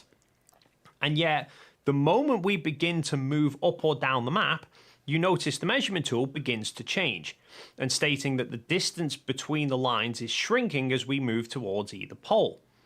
We can zoom into different parts of the world and check this as well. If we zoom right the way in at the equator, the smallest that the grid squares get to is 30 meters across. If we move to 45 degrees north, fully zoomed in, they're now only 20 meters across. But we get the same measurement at 45 degrees south as well. Right the way up at 85 degrees, either north or south, the longitude lines are now barely 2 meters apart. And I was actually watching this stream live when it went out, and I did chime in to try and hint this to Flatzoid. Dave McKeegan for £5 says, Flatzoid, fully zoom in on your OpenSea map at the equator. The squares are 20 metres wide. Then zoom in at Norway. Each square is 10 metres wide. How is that an accurate map? So the grid changes, the scale changes. Congratulations. It's all grid system based. Which means there's no accurate scale. It's accurate to the position where you are situated. So why do you think I asked you in the beginning? Why do you use different scale size changes scales based on where you are when on you Earth? go? Listen. Why do you think I asked you in the beginning? Why you use different scales when going out to deep sea compared to when you are close to the coast? There's a reason for that. An accurate depiction doesn't have a varying scale. I mean, I have some models on the shelf behind me there, which are 1:72 scale, meaning I could measure any individual part of those and know that the real part would be 72 times larger. They don't have varying scales across the different parts, otherwise it then wouldn't be an accurate representation. If we take the OpenSea map that Flatzoid's presenting and we zoom in and we screenshot these sections and try and piece them together, if you put a new piece in and align one corner of it, you quickly find that the other corners aren't aligning properly to the neighbouring pieces. You would have to start distorting the map to get it to fit. To get an accurately depicted representation of Earth, you need a consistent scale right across the board. The problem with that is, you wind up back with a globe. I mean, this one has a scale of 1:42 million, which means anywhere, any 2 points between this, you measure the distance between them, multiply it by 42 million, and you'll know how far apart those places are in reality. I mean, I could take any 2 points in the world, go to any two places, and measure the distance between them. I could then go to a completely different part of the world and find two places that are the same distance apart there. And when I compare them on a globe, I'll find that they're the same distance apart on the globe as well, which proves that the globe is accurate. If the Earth were flat, then that shouldn't be the case, because the globe would then be a projection of a flat map. And so the globe should actually be distorted, and the measurements would then be inaccurate. Yet there isn't a single flat map that can show accurate sizes and distances for the whole world at the same time. Anyway, that is going to conclude this video. As always, feel free to leave your thoughts in the comments down below. If you enjoyed this video and you haven't already done so, then please consider hitting the like and subscribe buttons, and then hopefully we'll see you in the next video.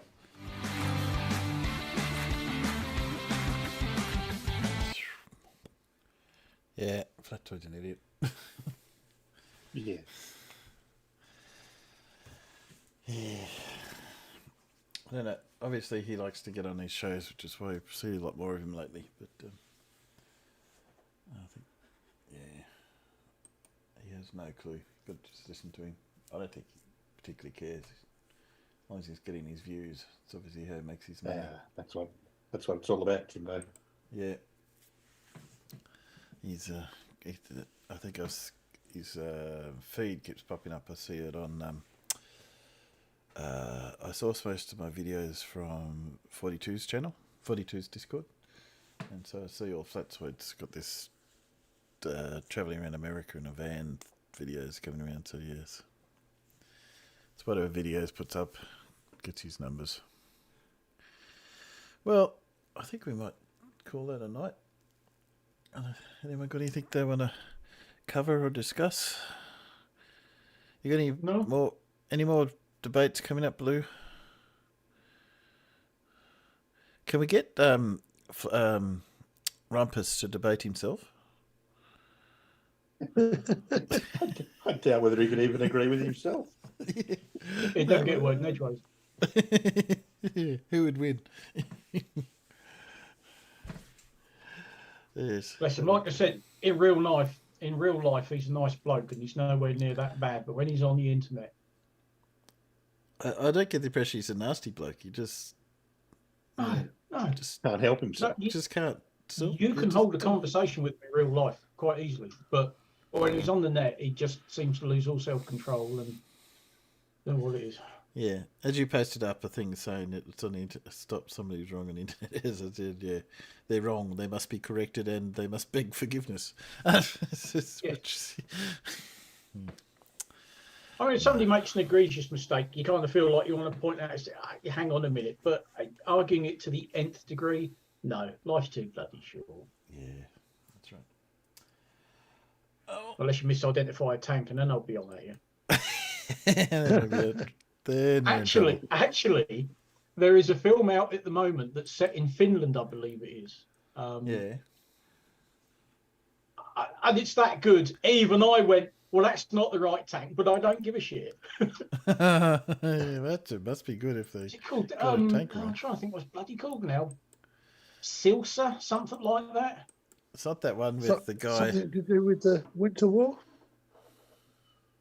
Was it the guy Yeah, who finds he's a gold miner, and then the Germans come along and think, no, thank you very much, we'll have that. Yeah, another one. That's one I was thinking of when you said the Finland. I haven't seen it yet. I'm waiting for it to come out. It's very, very graphic. It's like watching a Tarantino film when it comes to the blood and the guts and all the rest of it. But I just enjoyed it that much. I just looked and went, well, that's not a German tank. I know exactly what it is, but I don't care.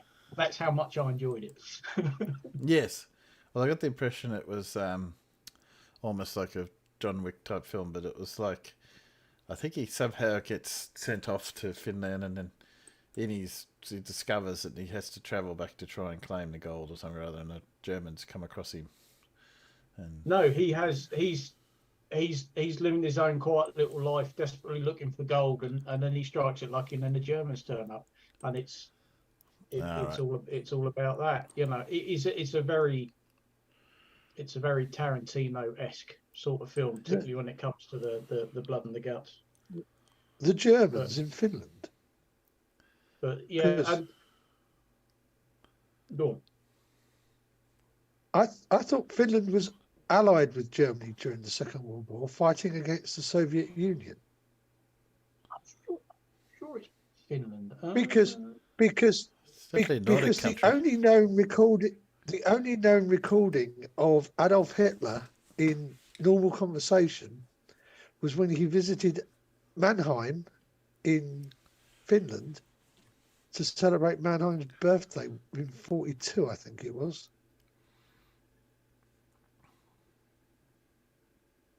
don't know. I know it was a Nordic country the film was set in, but I'll have to look it up. Sisu, SISU.